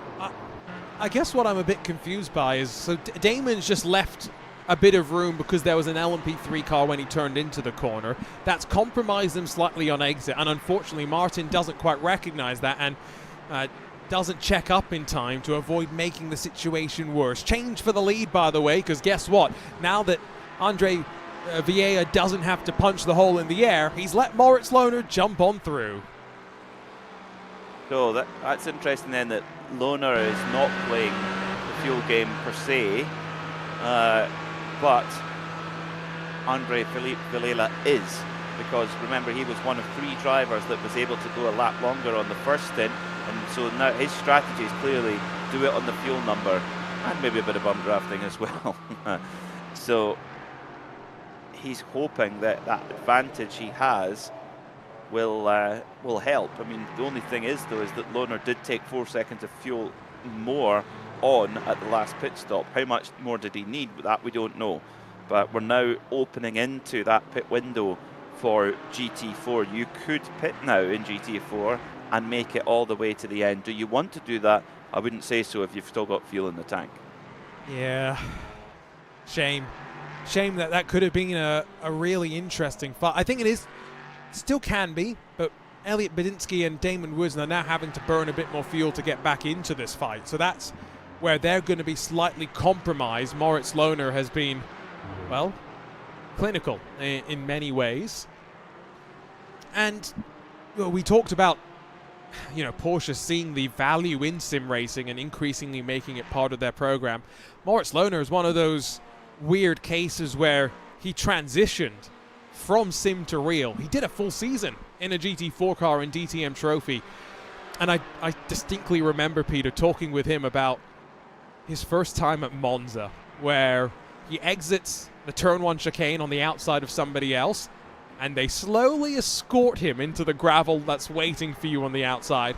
And that was the light switch for him, where he went, oh, this is the real world. This is slightly different. And it's just fascinating hearing his journey through the season and how much he was learning along the way. But then he gets to the end of the season and he gets told, right, that was your prize done. If you want to keep racing, you got to go find the money. And we know that's where things get difficult. Yeah, there's so many stories of drivers with an immense amount of ability and talent, and they just can't they can't get the package together. It's a very, very tough very tough journey to the top. You know, you hear about, I mean, right now particularly, there's lots of manufacturers hiring factory drivers to drive their hypercars, LMDH, GTPs, GT cars, etc. But the journey to get there is long and winding, and it's the same in any category of motorsport. The sums of money required to climb your way up the order is enormous. You're talking 7 figures bare minimum, sometimes 8 figures if you go down the single-seater route. So it's tough. It's very, very tough to get the money together, and that's why so many top drivers have looked to sim racing, because of course the cost of entry are a fraction. And you know, the thing I really enjoy about the IMSA WeatherTech Sports Car Championship in particular is the LMP2 class, is the and GTD as well, but it feels a little bit more true of LMP2, where there is the true pro-am nature of racing. And Stephen Thomas at the end of last year, he was very candid and very honest and open, where he was saying, you know, I really enjoy the racing. And he's won some of the biggest races on the calendar in that LMP2 class as well. He really enjoys the racing, but, you know, so it's a lot of money to commit, and maybe there are other ways that he can spend his money with similar fun to be had, but maybe spending less of that money. So, yeah, the quickest way to become a millionaire, be a billionaire and go racing, right? It's true of both motorsports and even sailboat racing, which, interestingly enough, there seems to be a lot of people putting money into nowadays. Yes, there is. Yeah, there's a lot that do sailboat racing and motor racing. Roberto Lacorte would be one example of that from Chettilar. Yeah, expensive toys.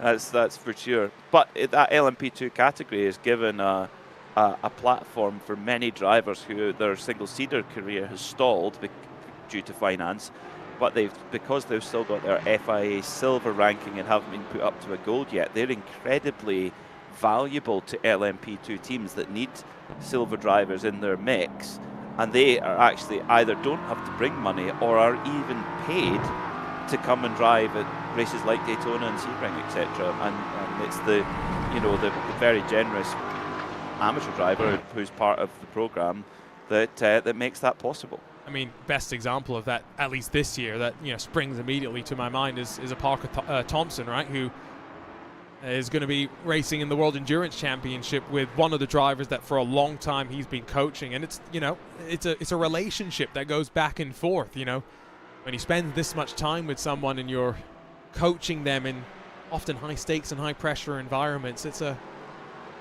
close relationship. Very well documented in Michael Fassbender's Road to Le Mans Porsche YouTube documentary, which if you've never watched, that's not a bad viewing. Quick update on LMP3. You can see the GT4 cars seemingly no interest in fighting until they get to the other side of their pit stops. Kerwin's lost a bit more ground to Jamie Fluke at the front of the field.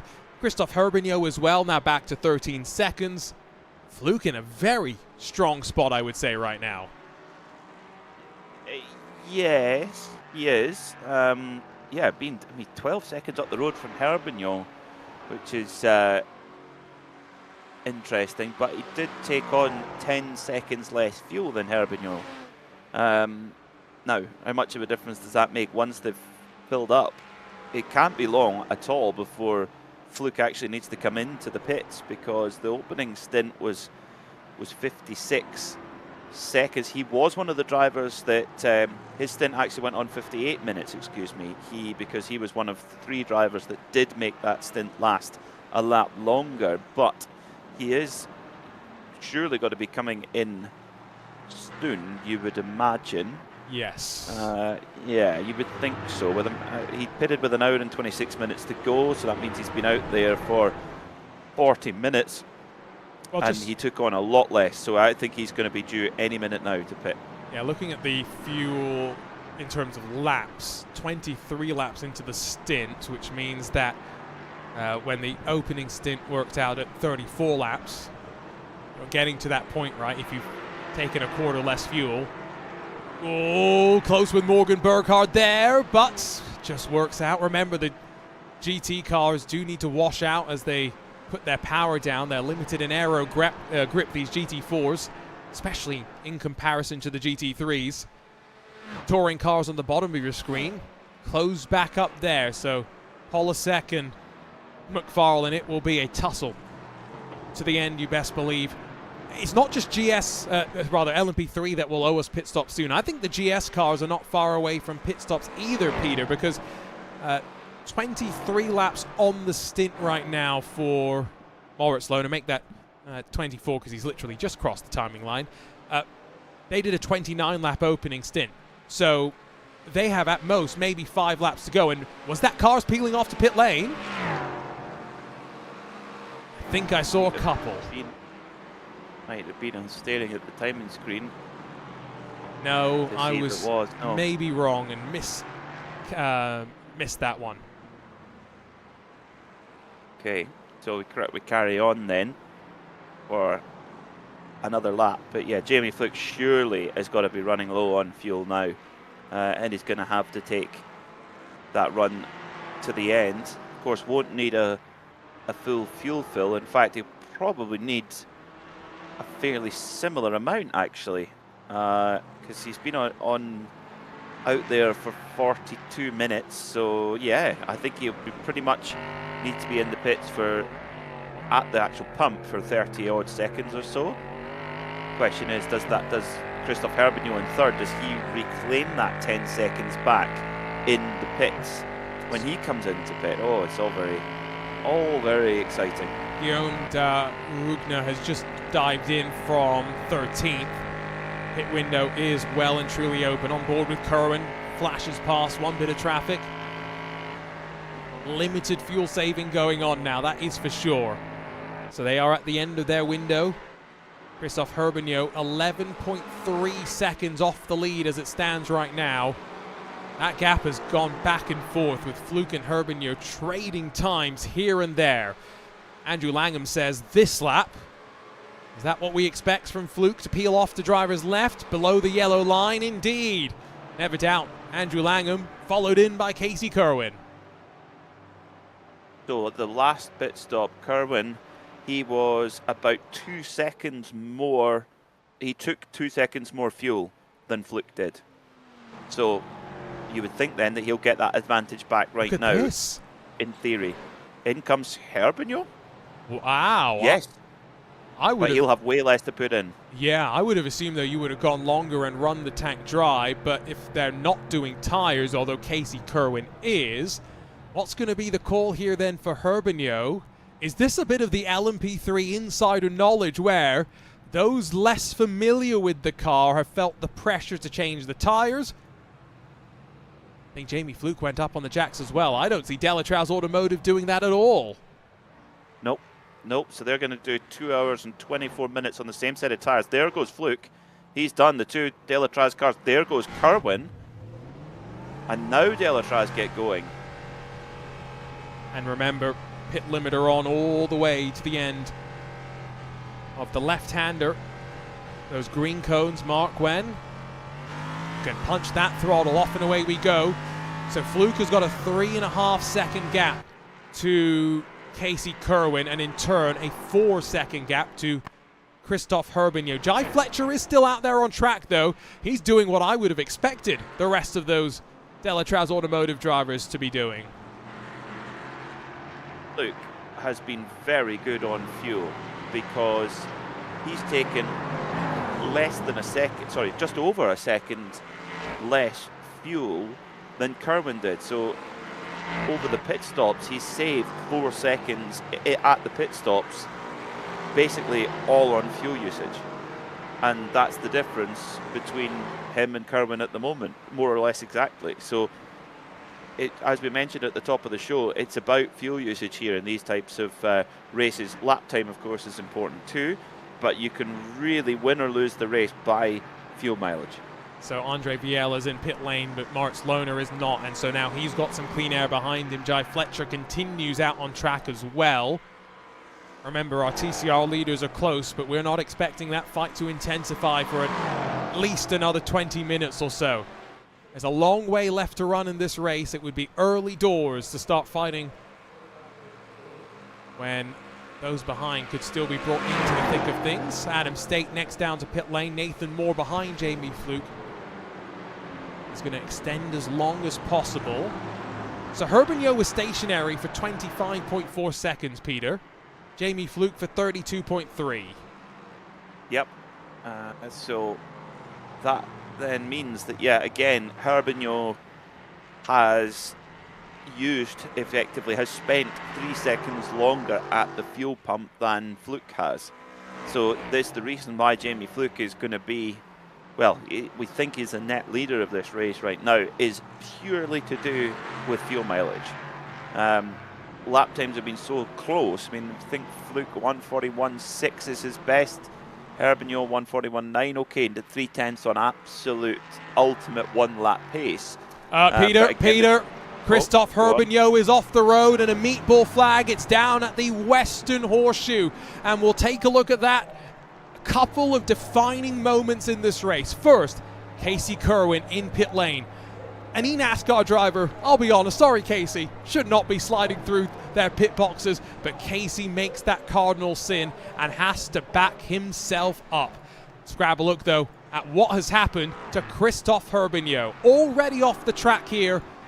Let's see what happens. Looking slow already through the kink. Did he? Oh. Then the other LMP3 car getting into the Mustang. What has happened there to Christophe Herbigno? So, coming through turn one, everything's all dandy. No problem at all. A little bit of traffic up here with the Mustang just ahead of him. Does he get through cleanly? No. The door just shuts. Oh dear.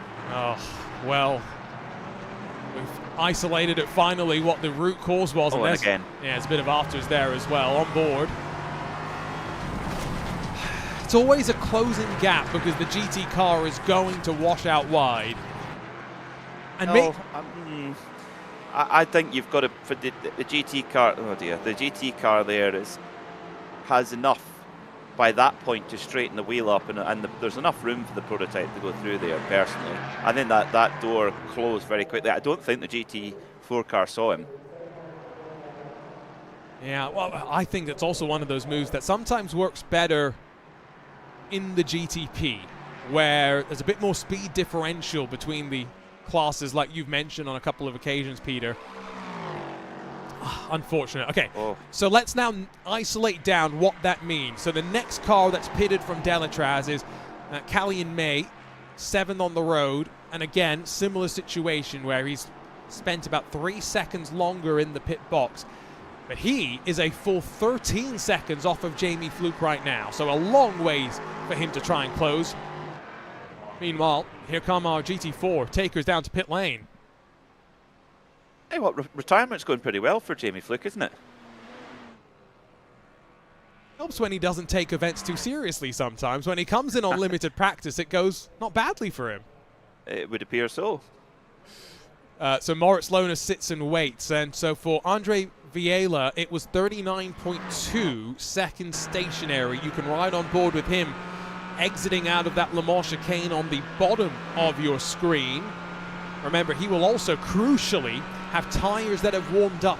The tires for Lohner will take a second or two more to, a lap or two more to click in.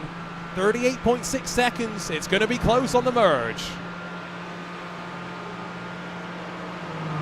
Lohner's driven beautifully all day. Has he got the strategy right as he comes out of the pits with 36 minutes left, longing to see that green cone so he can open up the flat 6 motor in the middle of that Porsche? It's clear. Yep. Vieira's in front of Damon Woods, so now the Mustang has got to try and fight in front. So really the call from Vieira worked a treat on that first pit stop, Peter. Gave him the track position to run his own race for the middle part of the race. Although now maybe looking over his shoulder just slightly with Woods, Basinski, Nogue, McNeely all lying in wait for a podium spot.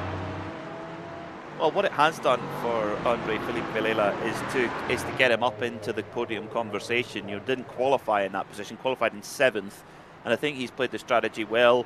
The thing is, there's strategy and there's efficiency of fuel usage, and he's done both of them. It's all very well planning to save a lap of fuel on a stint, but it requires real discipline and skill to do it, to be able to maintain a reasonable lap time and see that fuel mileage number improve on the dash. And that's what he's done, and it's being rewarded right now. If he can get home on the podium, I think it'd be a really good result. The fight between Alex Nogue and Elliot Basinski might drag them away from Damon Woods. Cody Deeth is in pit lane now as well, so that's the final taker from inside of the top 10. And so that should now be all our pit stops done for the day. There goes Cody Deeth off and away. Remember, he's got a long way to go. Moritz Lohner's going to clear him. Oh, and Cody Deeth has sped on this pit exit in such an urge to try and clear maybe that BMW. He will be back down to pit lane within the next 3 laps. Oh, last year's winner. It doesn't look like it's going to be 2 roars in a row for Cody Deeth then. That's so annoying. That's so frustrating as he comes out behind the number 25 Bodello car of Jurika Kasdorp. And I think Cody might have been mixed up in something down at the hairpin, because there was a bit of delay seeing the car enter the shot. So Moritz Lohner leads by 2.5 seconds. Then Damon Woods behind Andre Vieira. That's the podium sitters currently in GT4. Back over to touring cars then, where we can, with 35 minutes left to go, shine the light on Michael Polishek, on Ross McFarlane, the teammates who will continue to push each other to the very end of this race. 33 minutes to settle it between the two. Total domination from this pair, Michael Polishek and Ross McFarlane. Nearly half a minute up the road, and at this level that kind of separation is unheard of nowadays, because the cream is rises to the top, but that layer of cream is so thick now in sim racing. The participation obviously went through the roof in 2020 during the COVID lockdown, and has continued to gain momentum since, and therefore the quality has gone up a bit, like it has in global darts actually, as darts has become so popular. You laugh, but it's it's true that you look at the statistics of the averages that the players are throwing.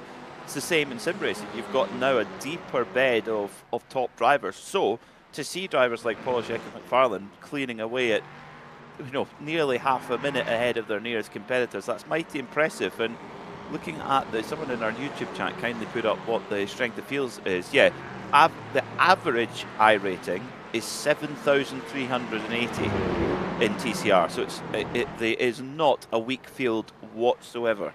No, but it's also hard to judge from strength of field numbers because teammate Adam Blocker, going back to use him as the example, we were similar I ratings when I last drove seriously on iRacing. So it was 4,500, 5,000 I rating. He's now 8,000 I rating. That's not because he magically got that much quicker than me. He was always quicker than me for the record. But I guess what's happened now is with so many more people coming in, the pool of I rating has gotten bigger. So my question to you, though, is do you think that is a phenomenon that's true across the board? Like, take one of our other shared interests, which is golf. Do you think because more people are playing golf now because of COVID, which that part I think we'll agree is true, but do you think there's now better golfers because of that? Not yet. Okay. Not as quick as, but you're starting from a much different base. You think golfing's been going on for hundreds of years. Sim racing's been going on competitively for, when would you say competitive sim racing began? Well, late 90s? Yeah, I was going to say, it depends on what you want to define, because if you want to talk about prize money, you'd say, within the last 10, but I would argue Live for Speed, that had a competitive sense, right? So, scene. So, yeah, I think, late 90s, early 2000s. Mm-hmm.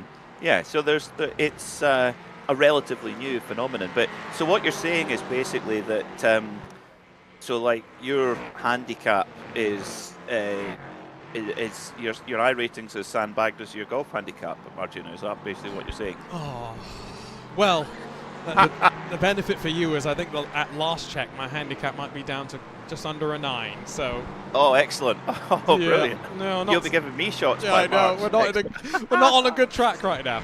I see what you mean though, and yeah, no, I think that's right. It's been good that so many things have had influxes in interest, right? Everyone had more time to go and explore interest fundamentally, and so I think that's where a lot of the new fandom has come from. Let's sequence through a couple of replays. Let's start with it's a kind of lazy hip check. And it's not anyone's fault through the first of the horseshoes, but then as they work out through the second horseshoe, something happens here with Liam McNeely as well, because Cody Deeth has been in pit lane and not just for the penalty. So, all fine. Ooh. Oh. That's where the damage has come from. Not the day that Cody Deeth would have wanted to try and defend his Roar Before the 24 title. I mean, it's harder to defend yourself though when you're flashing the lights as you punch somebody off. Evidence. My finger slipped onto the headlight flasher, yeah. Oh, goodness. Johnny Fletcher, who I think this would have been on cold tires, having just left pit lane potentially. He's still got that number 1 on the LED panel that indicates that when he crossed the line last, he was in the lead on board. It loops early, loops fast. Just carried a little bit too much speed in, perhaps, and just as he asked to tip the car in, the rear said, "Really, are you kidding?" I don't think so. And round he went. Right, so all of a sudden, Jamie Fluke is 9.7 seconds ahead. So we talked about fuel usage, we talked about how important that is. Yes, that's put him in a good position, but the lap time he's managed to pull out, that is impressive. With 28 minutes to go, Jamie Fluke in control. So we're going to hopefully get a chance to chat to our winners, and already I'm prepping our questions, such as, Jamie, is a retired life suiting you well? 9 seconds clear of Casey Kerwin. Casey's got the speed, so this is not done. But the benefit for Jamie is no longer having to save any fuel, right? So, going to get a bit of a sprint to the end, but a 10-second gap is not one that's going to shrink soon. In terms of GT4, Moritz Lohner is now 2.5 seconds clear of the fiercely forward second place Andre Vieira. Damon Woods is being chased down by Alex Nogue and Elliot Badinsky, but I think GT4, Moritz Lohner's been very similar to Jamie Fluke, absorbing pressure, saving fuel, and sits in the catbird seat right now.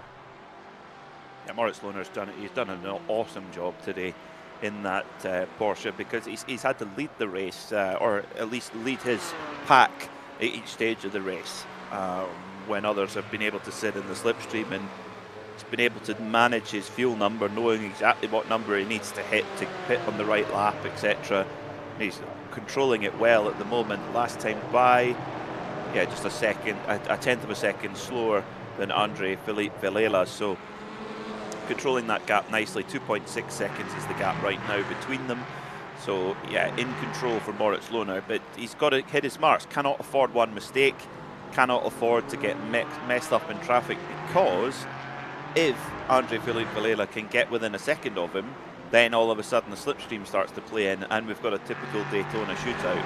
Also, don't write off Damon Woods. Now, is that Ford Mustang absolutely in the right condition after that little side-to-side contact he had a little while ago? Bodywork-wise, it looks okay. Don't write off this man here, the number one Damon Woods, because he's easily within touch of Andre Philippe Villela in the Porsche, and if they can actually work together, they could potentially catch Moritz Lohner. It's a big ask, but don't write him off just yet.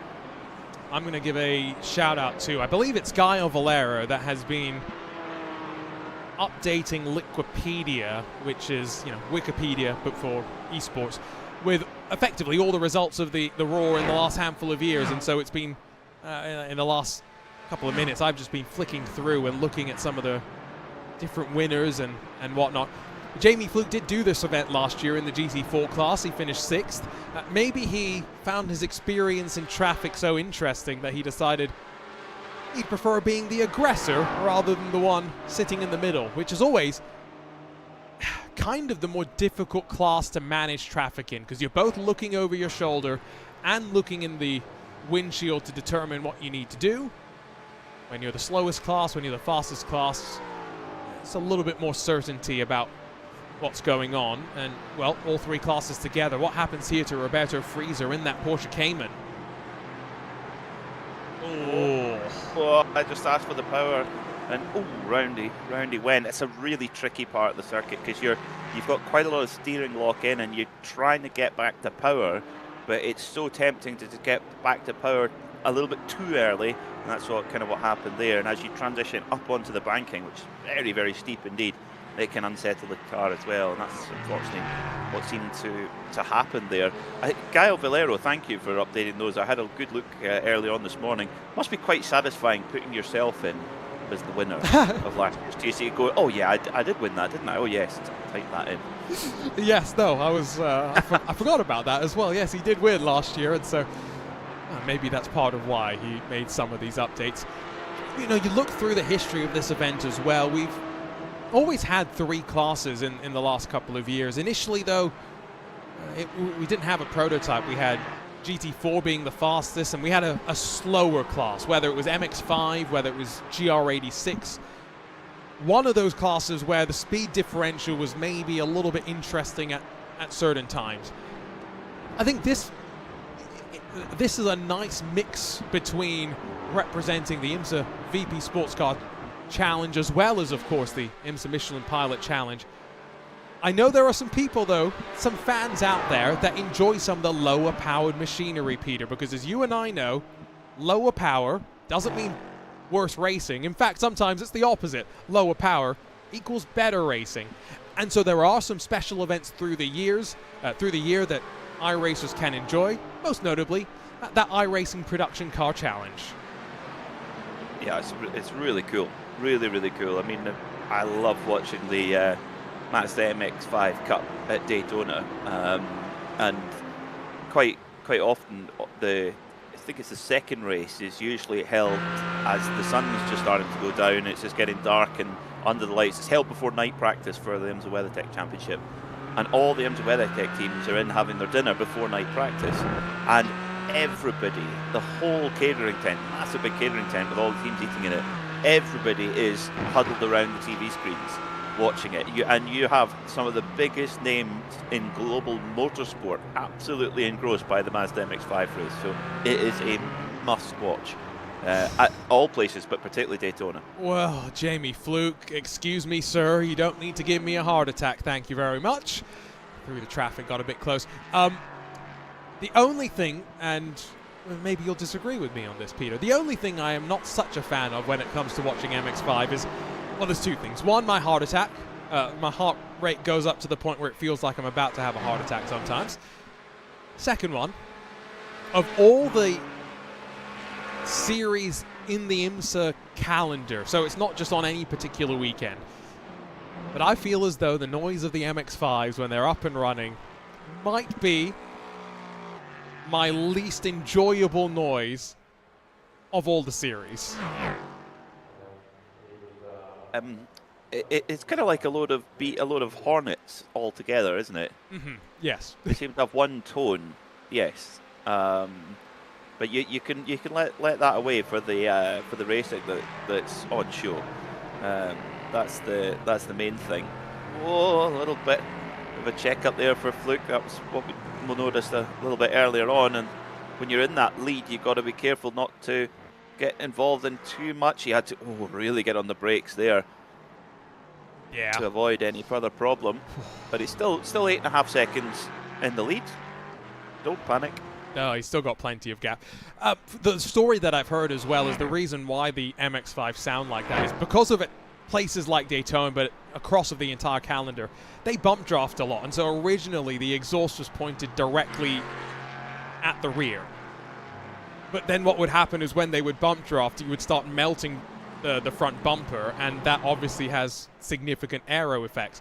So simple solution was cut the exhaust and point it directly at the ground, and so it just kind of reverberates a lot. And so Hornet, Bumblebee, I'm obviously very partial to the noise of a Porsche Flat 6. I mean, it is a symphony, quite frankly, in my mind. It is.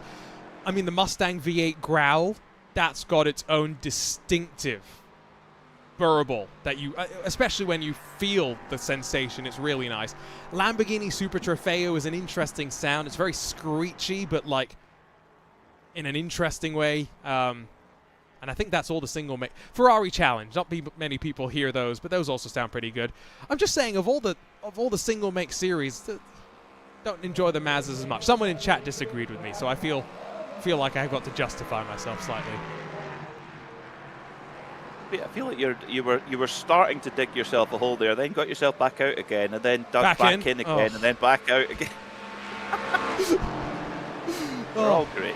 They are all great. I tell you what, the support series I'm looking forward to at Daytona this year is the HSR historic race on the morning of the race.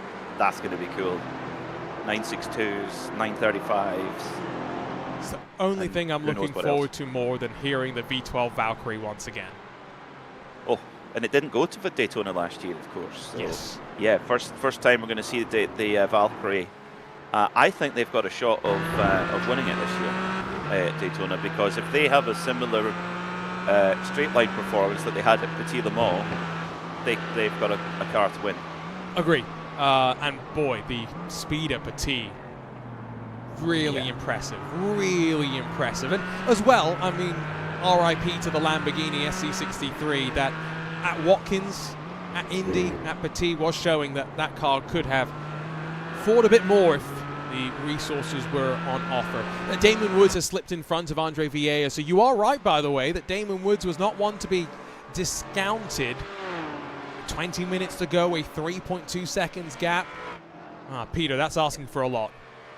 It is, and that's, I think, in the process that Damon's gone through to get past Andre there, that has stretched the gap, because the gap was around 2.4, 2.5 seconds, now up to 3. So now we'll see, does Damon Woods have the pace to try and run that gap down? That's a lot of time to run in 18 minutes.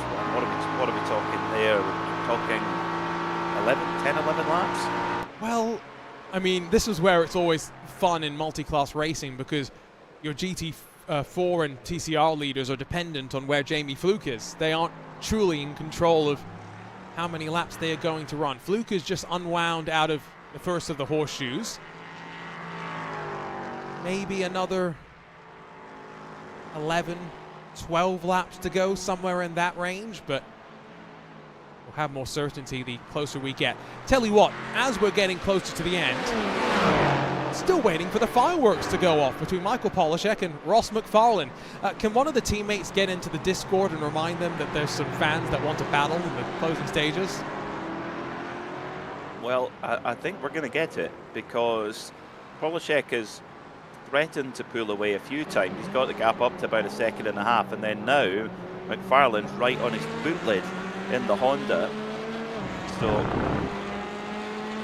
I wonder who's going to come out on top here. I mean, it seems that Polishek's got good traction out the corners, but you know, is that enough? I mean, I guess that's good coming out the bus stop out for that last lap dash.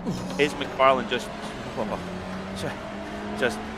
keeping his powder dry? He had to have his eyes in the back of his head there. Oh, has he got a bit of a tap there? No, that was the universal sign of, what are you doing? There's a fight for the lead going on here. Yes. Oh, well, it's just your reminder that one moment through traffic could change this race, and we are not done with traffic. 60 cars started, though, Peter. One of the biggest grids that is available on iRacing. Attrition, though, has taken us down to 45 still running. So is that 15 retirees in just a 2-hour and 24-minute race? That's a lot. Yeah, that's a lot. Thing is, at this level, you can't really afford any kind of error. Even on a longer race, it puts you too far down. But in a 2-hour, 24-minute race, it's any mistake is going to be critically punished. So not surprised to see some guys who've maybe been into the wall and thought, no, I can't get a result here, so I'm done for the day. I love having 3 classes, different characteristics, different storylines. But Jamie Fluke, I mean, well, at the start, the first stint of the race, you thought, well, Delatraz, the guys, they look like they're dominating this race. They're going to have this easy. Only one of them's on the podium right now, and it's the bottom step of the podium at that. Yeah.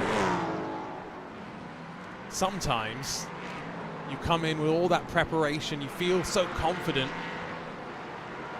but the racing gods don't smile in your favor. That is the thing that makes racing so unique, in my opinion, as compared to any other sport. Really, and it's not true that any other sport, I'm sure there are other sports that are similar, but take the NFL, take the Premier League, depending on which side of the pond you're on.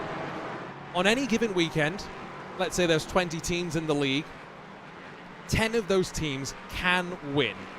Whereas in Formula One, only one team is ever going to win.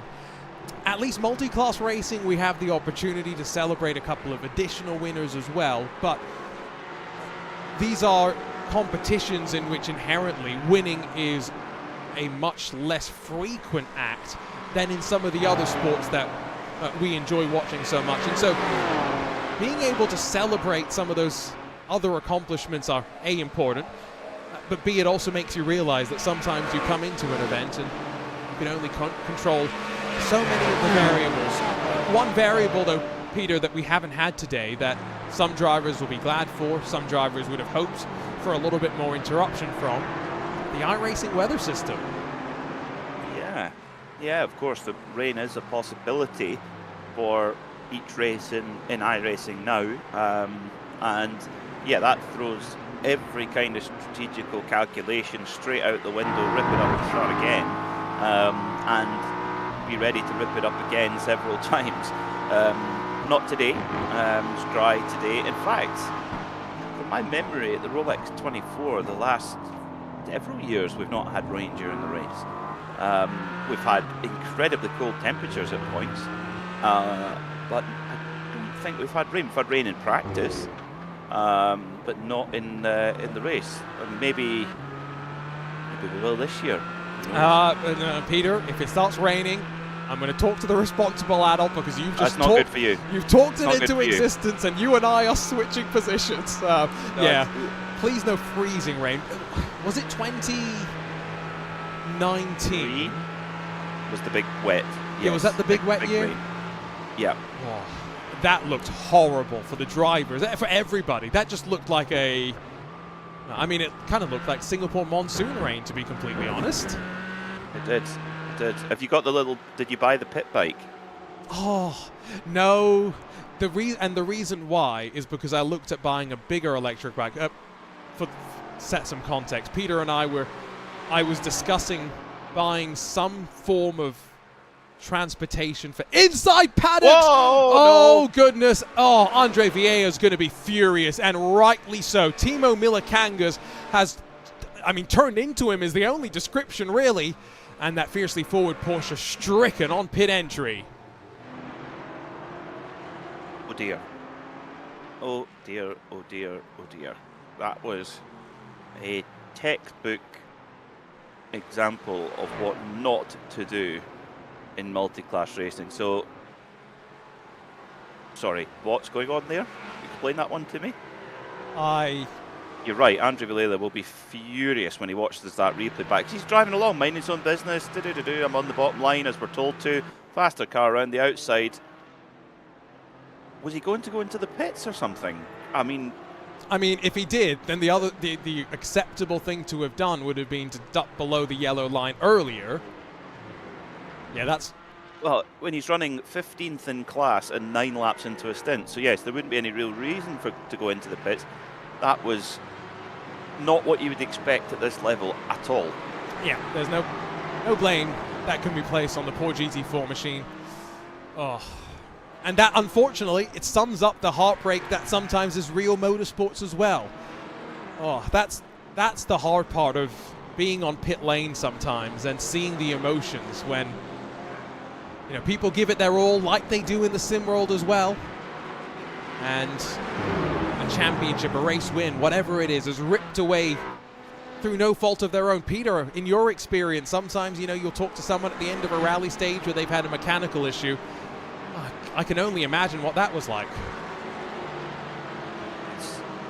I think it's also is the fact that, yes, it was not in your control, but it was in somebody else's control. That was absolutely in the control of Teemu Milikangas there. That is really, really poor driving for this level. Sometimes you see that at a lower level, but not in a top split. I'm sorry, that's really, really poor. And for Andre, that's such a shame because he was looking really locked in for a podium. Played the strategy right, done the fuel right, and what are we, 12 minutes to go? Well, when the accident happened, 12 minutes to go of a 2-hour and 24-minute race, you get wiped out on the straight by an LMP3 car. We weren't even close to a braking zone or anything. That is really poor. Really, really poor. I hate to say it. I know someone suggested it might have been a technical issue. Unfortunately, the way the replay... Well, I hope so, because it looks so bad. Well, yeah, I was going to say, the way the replay camera would show with the way the production set up to keep things short, you wouldn't see the steering wheel, but I can confirm there was no untoward thing on the steering wheel. It just looked like a natural mistake. And again, it's a mistake. It's not intentional, but yeah, multi-class misjudgments. Sometimes those are the worst. So with less than 10 minutes now to go in the first iRacing special event of the year, it is the 2026 iRacing Roar Before, presented by Go Motorsports Shop. Only one of our class leads is truly up for grabs. It's still Michael Polishek, Ross McFarlane, and we'll keep most of our attention on them. There's still a fight for the second and third step on the podium in GT4, and so Damon Woods, Alex Noguet, Elliot Badinsky have to keep our eyes on them as well. Damon Woods has trimmed a couple of tenths out of Lohner's lead, but he needed to trim a couple of tenths per lap to try and run down Lohner for the lead. So it looks like it's going to be 4 different winners in the last 4 years in GS at the Roar Before the 24 here on iRacing. And can Polishek hold on? It seems that he's got an ever so slight straight line speed advantage. It's very hard to tell, but it looks like just coming out the corners that the Veloster just seems to hook up really well. and it's a little bit more of a struggle for McFarlane to keep with him. Now, McFarlane may have better braking performance, a better turn-in, or what have you, but at Daytona, straight line is so critical. Well, now he's in the slipstream. I'm looking at the raw speeds, Peter, and it's only around now that McFarlane has started to have a higher top speed. So it's taken him effectively until they've exited NASCAR Turn 4 to start closing, and he's closing at the differentials, I mean, 2 kilometers an hour between them. So you are, I think, correct. It's not just that the top end speed, it's the time it's taking for McFarlane to get to the top speed that's contributing as well. So, I mean, Michael Polishek, if traffic doesn't impact him, could be in a great position. And I bring up the traffic because Lucas Lodato, one of their World Sim Racing teammates, did go into their chat and say, we'd like to see a bit more fighting, to which we have been told, Peter, traffic has made things difficult. So Michael and Ross, they want to fight. Yeah, and they will when it comes to it. You know, 7 minutes to go, and it seems that, you know, just out the corner, Polishek's able to pull half a car length. I think the Veloster just seems to have, look at that, how a little bit of a improvement on the brakes there from McFarlane, and then in just this initial acceleration phase, see there, and bear in mind that McFarlane's right in the slipstream. I just think it's marginal, but it might just be enough for Polishek to hold him off. It's so fascinating. Love it. Two of the best, and two teammates that have elected for different cars. I'd be fascinated to understand why McFarlane picked what he did. Polishek flashes the lights, but it's a bit late for that. The damage already done. This is where teammates will potentially avoid forcing the issue through the chicane. And now to turn 1, Polishek vulnerable. McFarlane has never been so close. He pops out high for a second. Does he pop out of the draft? This is as close as he's been for a long time. Bad luck there for Polishek, but that's what multi-class can do. McFarlane going for the bump draft. Now, is he going to try and make a move now and try and ruffle his teammate up a little bit, or is he just going to wait to that last lap? Well, there's your answer for now. I think he had enough of a run there to maybe even try and start to make something happen, but no. Is he going to try and pick it in another part of the circuit? We know that we think that the Honda might be that little bit better on the brakes with McFarlane behind the wheel, maybe. Pretty good in the entrance to the corner, but out the corner, it seems that Polishek has got maybe even a driving style, slight difference between the two of them. It's just that little bit of grunt. There it is. See there, it's a meter or two. But that, you've got to think then that if Polishek can get out the Le Mans chicane ahead, has he potentially got the straight line speed to actually hold it all the way to the flag? I don't think so. I think you're right. Polishek was probably biding his time in those first couple of stints, and now the full hand is being shown. Fight for second in the GT4/GS class is really starting to intensify, and Alex Noguet in those grid and go colors, again, in that difficult position of going on offense while defending as well. Moritz Lohner has stretched the advantage back up to 3 seconds, crucially. 5 minutes left on the clock. Jamie Fluke in control. Moritz Lohner in control of their respective classes. And then waiting for the two juggernauts to continue going back and forth. And someone in chat was cheering Michael Polishek on from the IMSA vintage community. That again represents the diverse capabilities of Polishek. He raced last year in the Toyota GR Cup Esports Championship. TCR race as well. Oh, but throw him in a IMSA vintage Audi. Knows how to control the four-wheel drive natured beast as well. Back to turn 1. McFarlane just a bit too far behind, I think, to show the nose this time around. But time is winding down. Jamie Fluke is heading back onto the banking. We may have 3 laps left to go. So, McFarlane showing headlights going into some of the corners, going into the Le Mans chicane in the previous lap. Was just showing one headlight in the mirror saying, I'm here, I'm right here.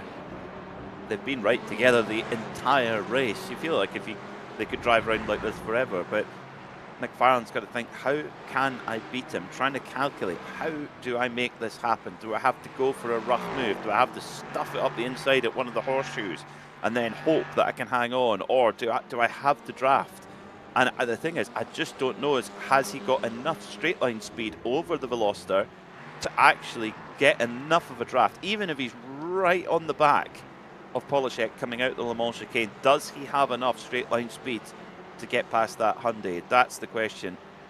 So Jamie Fluke has got 2 laps to go. These drivers, when I said 3 laps to go, had 3 laps then. 2.5 for them now. Time winding down. And again, at fight for second, through the traffic, Damien Woods, Noge Badinsky, by no means settled. Or 3 abeam as they head up towards the kink. Eyes everywhere you look, as even the fight for 4th in the LMP3 category is starting to compress. But the crucial exit from that Le Mans chicane, and Michael Polishek makes a mistake. Ross McFarlane will pop in front, but only by a nose. It's a drag race to the start-finish line with 2 laps still left to run. Massive moment there for Polishek, and look at this now as they're side by side. Look at the mid-range grunt of that Hyundai, even with a big overlapping speed coming out the chicane still. But now the side draft comes in. McFarlane with the side draft boogie in the Honda around the outside, up the top line now as they're side by side. Going to hit the brakes for turn 1. Polishek has got to be brave. He's got to be very brave, and McFarlane probably even braver. And Polishek hangs on. Wow, that was a massive moment there coming over the curbs, and that probably shows more than anything how tricky this new Le Mans chicane configuration is, Arjuna, because even a TCR car, which is designed to just hammer curbs, can't handle it either. They are car eaters, those anti-cut curbs, and there was a lot of discussion in the IMSA Esports Global Championship around the usage of them. iRacing has tightened up track limits there, and at turn 1. To the outside with traffic. This is where McFarlane sees his chance. Is he going to try and cut underneath and get the drive off the corner by straightening up the steering? It's not going to quite work out. And they do have another touring car machine that they're closing up on as well. That could make the traffic management rather interesting. Teammates starting to battle as they head on to the penultimate lap of the race, I believe. Jai Fletcher alongside of Corentin Milleru, Aaron Full in that battle as well. Just outside of the podium contention for the time being, and Corentin Milleru has driven around the outside of Jai Fletcher. That is a bold move. Into the chicane. Can Polishek avoid the mistake? Second time by. They go then. 1 curb, 2 curb, 3 curbs. Yeah, much more careful this time over. So you can see McFarlane right in at the slipstream here. He can't really get a great deal closer to pick up the slipstream, and he is not gaining time, none at all, from that Veloster. Seems to just have just the edge of the exit of the corner and then the mid-range. Then in the top end, here it comes at last, and if you can maybe pick a little bit of a side draft, maybe could do something. Polishek on the headlight flashers. They're coming up against a little bit of lap traffic, which very respectfully moves out the way. It's a last lap showdown at Daytona. And as they fight, we've got a full 3.5 miles to enjoy it. It's Jamie Fluke, one of the nicest people in all of sim racing, that in retirement is flying high. The winner of the iRacing Roar, presented by Go Motorsports Shop. In dramatic fashion, Casey Curran will fight forward to second after stumbling in the early stages. What a fight back from the NASCAR driver, and give him his kudos as well. It's Mauser's own Moritz Lohner that will cross the line, winner in the GT4 category. 2.5 seconds clear of Damon Woods at the line, who had a photo finish with Alex Nogue. Now, 2 crucial acceleration points here, Peter. Ross McFarlane enters the first of them. So what can McFarlane do? Can he figure anything out to try and beat his teammate? It must be so frustrating watching that. Look at that. Look at that Hyundai Veloster. Just those couple of meters is enough in that initial, that acceleration and through the mid-range, through 3rd, 4th, 5th gear, and just begins to pull away now as they hit the terminal velocity. Is the Honda that little bit more slippery, or does it start to pick up a little bit more? Yes, a little bit. Now it's all about how can he get out of the Le Mans chicane. Can he set this move up? Polishek Got to think his confidence had been knocked a little bit after that big moment, but no such problem here. It's going to be a drag race. Oh, I think Polishek has got it. It comes down to the straight line ability of the cars. The drivers matched through 2 hours and 24 minutes. Is there one final burst of acceleration here to close out the first of our 2026 special events?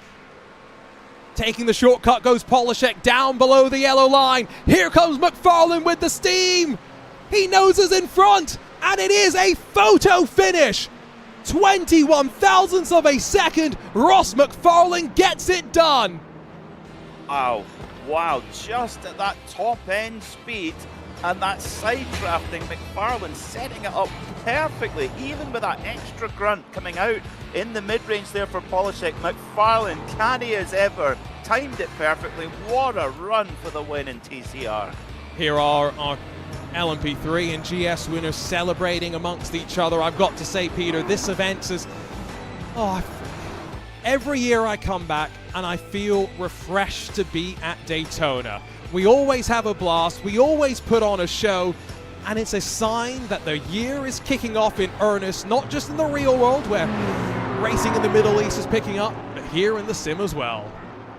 Yeah, fantastic stuff there. And for Jamie Fluke, a driver with so many wins, so many great results behind him in a long professional career at the top of sim racing, and taking a little step away from it and still taking part and still going for it, well, he's done the job. I wonder if he's run out of fuel here. Is Moritz Lohner having to give him a push? I think he maybe has. So Fluke's timed it perfectly. That shows you that he's still got a lot of that pro level in him. I think you're right. Fantastic job. Sixth gear, trying to roll the speed. I think you are right. I tell you what though, Peter, that finish between our TCR battlers deserves a second viewing as they broke their way to the line. I've got to say, I did not think the Honda had it in it, but Ross McFarlane knew. He was biding his time. He was being patient until that very last moment. Polishek caught in two minds whether he wanted to commit fully below the yellow, and how close would it be? Well, it was all in the... It shows you how good balance of performance can be sometimes, because the Veloster appeared to get out the corner and into the mid-range phase, if you like, a little bit better than the Honda. It was pulling away with the Honda right in the slipstream. But then, on the outside line, as they got into the top end, the Honda maybe a little bit more slippery through the air, and the side draft was really strong and was able to side draft and get it just at the right moment. 21 thousandths of a second. Another TCR winner, one of many for Ross McFarlane, but it's a Roar Before the 24 win. Very special. It's another year, by the way, where we have a full slate of brand new winners. The only driver to repeat in the modern era of the iRacing Roar is Will Chadwick, but it's Jamie Fluke that grabs top honors. Got to give full kudos once again to Casey Curran. We know he loves a prototype drive, but after stumbling in the early stages, roars back to second, part of the Solpec precision effort here today.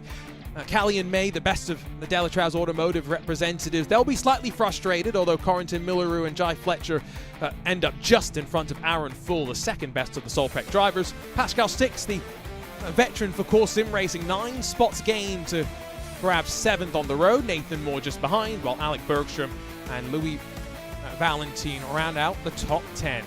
Daniel Lomba, Guillaume de Rugna, and then Max Cuthbert. Daniel Sakulic, your driver who scored on the lead lap.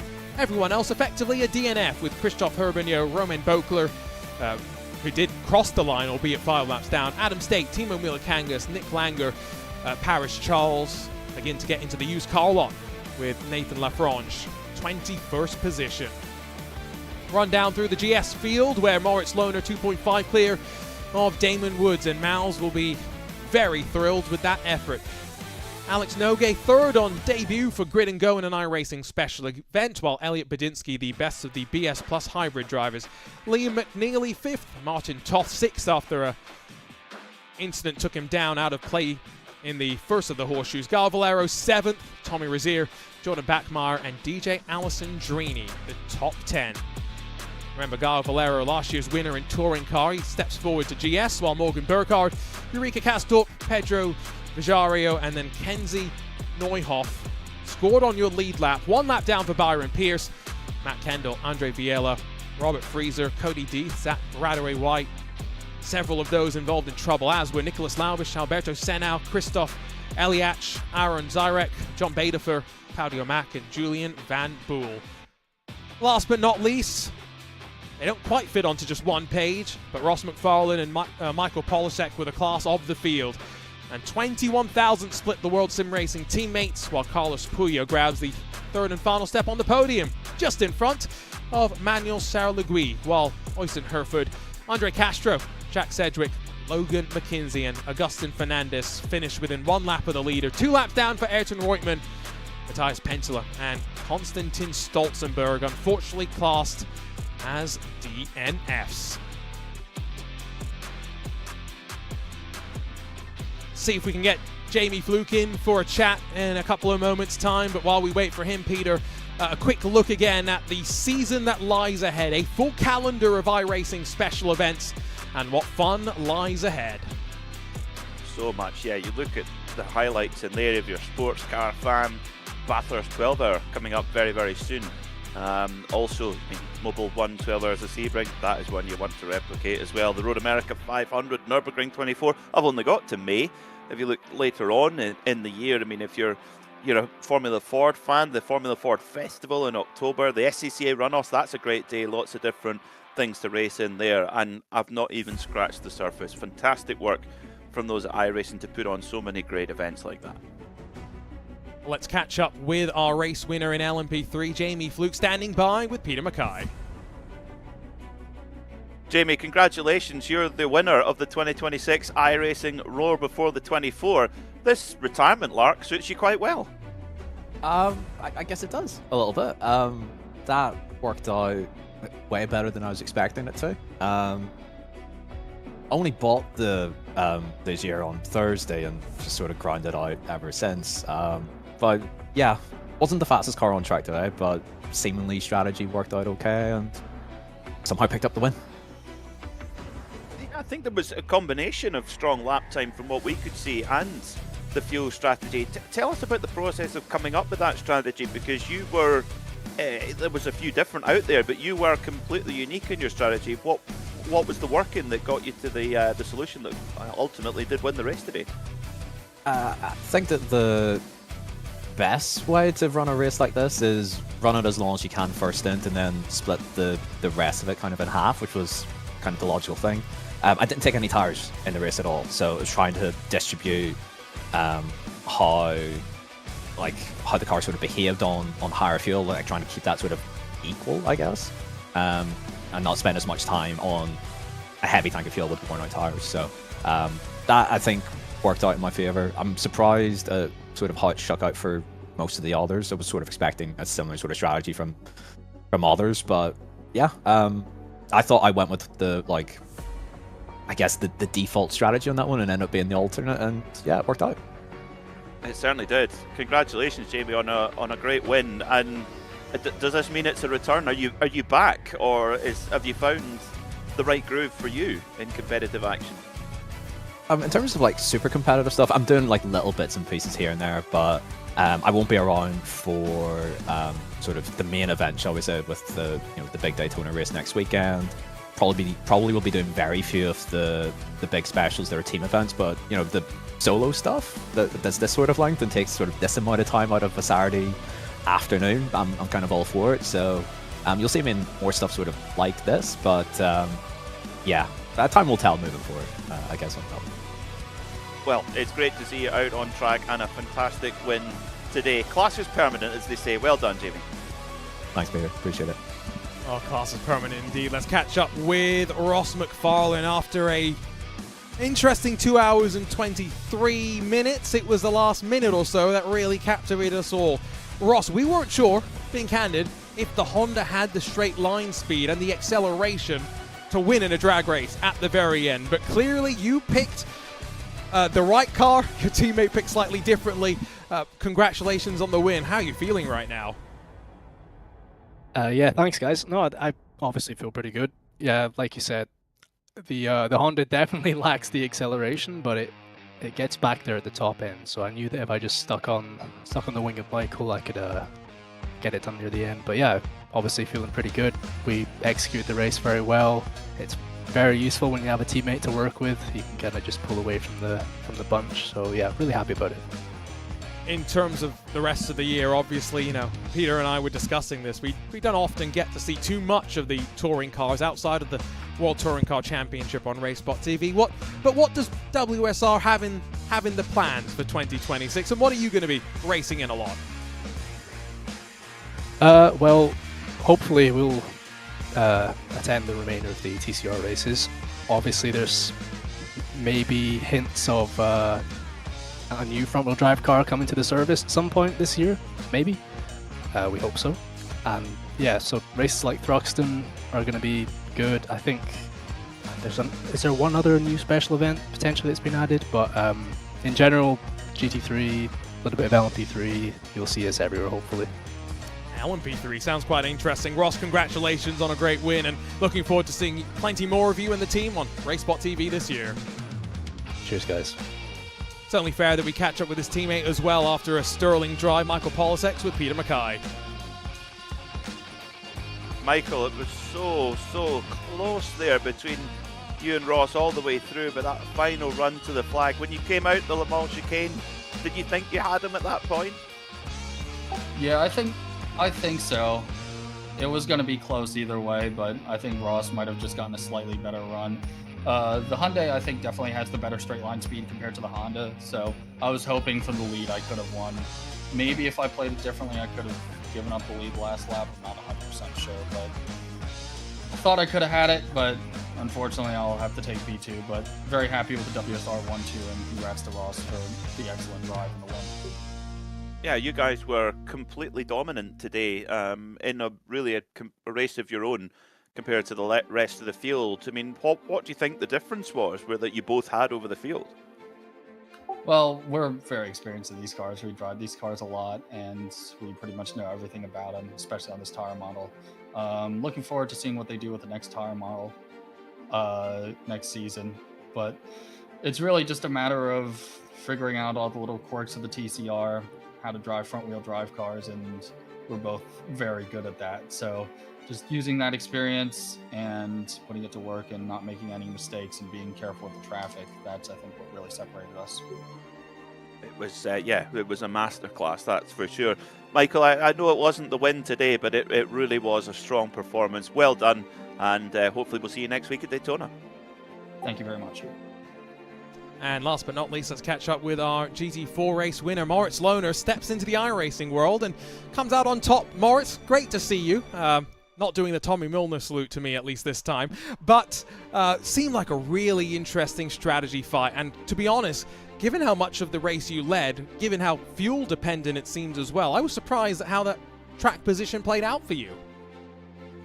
Well, yeah, I don't know. It was very difficult because I saw from the race that Lasse did in last night that after the first pit stop, maybe you can start to push and you don't really have to fuel save anymore. But it seemed to be that our train is gonna stick until the very end. So I was prepared to just lead the train until the very end. But then, yeah, I guess a little bit of fuel saving came in. The more you save fuel, the less time you stand in the pits. So that was quite crucial, especially leading. You always have the fear of someone behind you not really paying too much attention and just running into your back. But yeah, it worked out. Then there was some incident behind me, and from that on I saw in my mirror, okay, time to flat out push, and gave it my all. Was able to drive out a little bit of a gap that I was able to hold until the end. And yeah, it was very tough because they tried to push each other a little bit towards me, but yeah, it all worked out in the end. And I think I have my first iRacing victory in, like, I don't know, 8 years or so, so quite happy with it. 8 years in the waiting. I guess what's the plan for the rest of the year then for you? Because much like we were saying with Jamie Fluke, this is an opportunity, these events, to relax a little bit, right? Step out of the usual grind and do something different. What are you expecting to do for the rest of 2026? I mean, it's a little bit of a different grind, right? Like obviously the big esports titles where you have to be offline practicing and really going into detail into it is very tough and very demanding. But at the same time, driving like the whole week the normal iRacing races to prepare for the Roar, for example, it's also quite the grind and quite a lot of driving time. So it's not really too relaxing, but I feel like it's more relaxing for the mind because it's a lot more fun, especially with streaming. I had a lot of fun these last few days and also in this race. So that's nice, and it also, for me at least, I can gain some confidence back that may be lacking in, when the esports thing doesn't go that well for a couple of months or years. So that's quite nice to have. And then, what the future holds this year, I actually have absolutely no idea how it's gonna look like this year. So I'm just gonna take everything one at a time and see where it leads to. Yeah. Hope it put a smile back on your face, Moritz, and hoping for the best for you in 2026. Great drive, great victory. Hoping we'll see you more this year. Cheers, guys. Wraps up our post-race coverage here of the iRacing Roar presented by Go Motorsports Shop. But Peter, let's be honest, this was the prelude, the preview, the Roar before the main event. The iRacing Daytona 24 powered by VCO. Join us on 17th of January. 12:30 p.m. UTC, green flag to drop 15 minutes after that. And Peter, the real Rolex 24 carries so much weight and significance. The Sim Racing Edition does as well. It does, yeah. Well, all the greats of sim racing have won that event, and it's a way to set your stall for the rest of the year, to set the tone that you're the team to be feared. And I can't wait to see who comes out on top, because as Moritz mentioned, to win at this level in sim racing, the commitment required is massive, and the execution has to be perfect, and we'll marvel at that next weekend, I'm sure. Marvel indeed. 24 hours of plenty of conversation and some fun conversation here on the iRacing Roar. Thanks so much for your company. What an electric way to start off the 2026 iRacing special events. 3 classes, solo entries, and 2 hours and 24 minutes of fantastic racing action. For Peter Mackay, Arjuna Kankipati signing off from the World Centre of Racing, where our focus will remain for the next couple of weeks, but plenty more action to come on the iRacing Esports Network, the iRacing special events.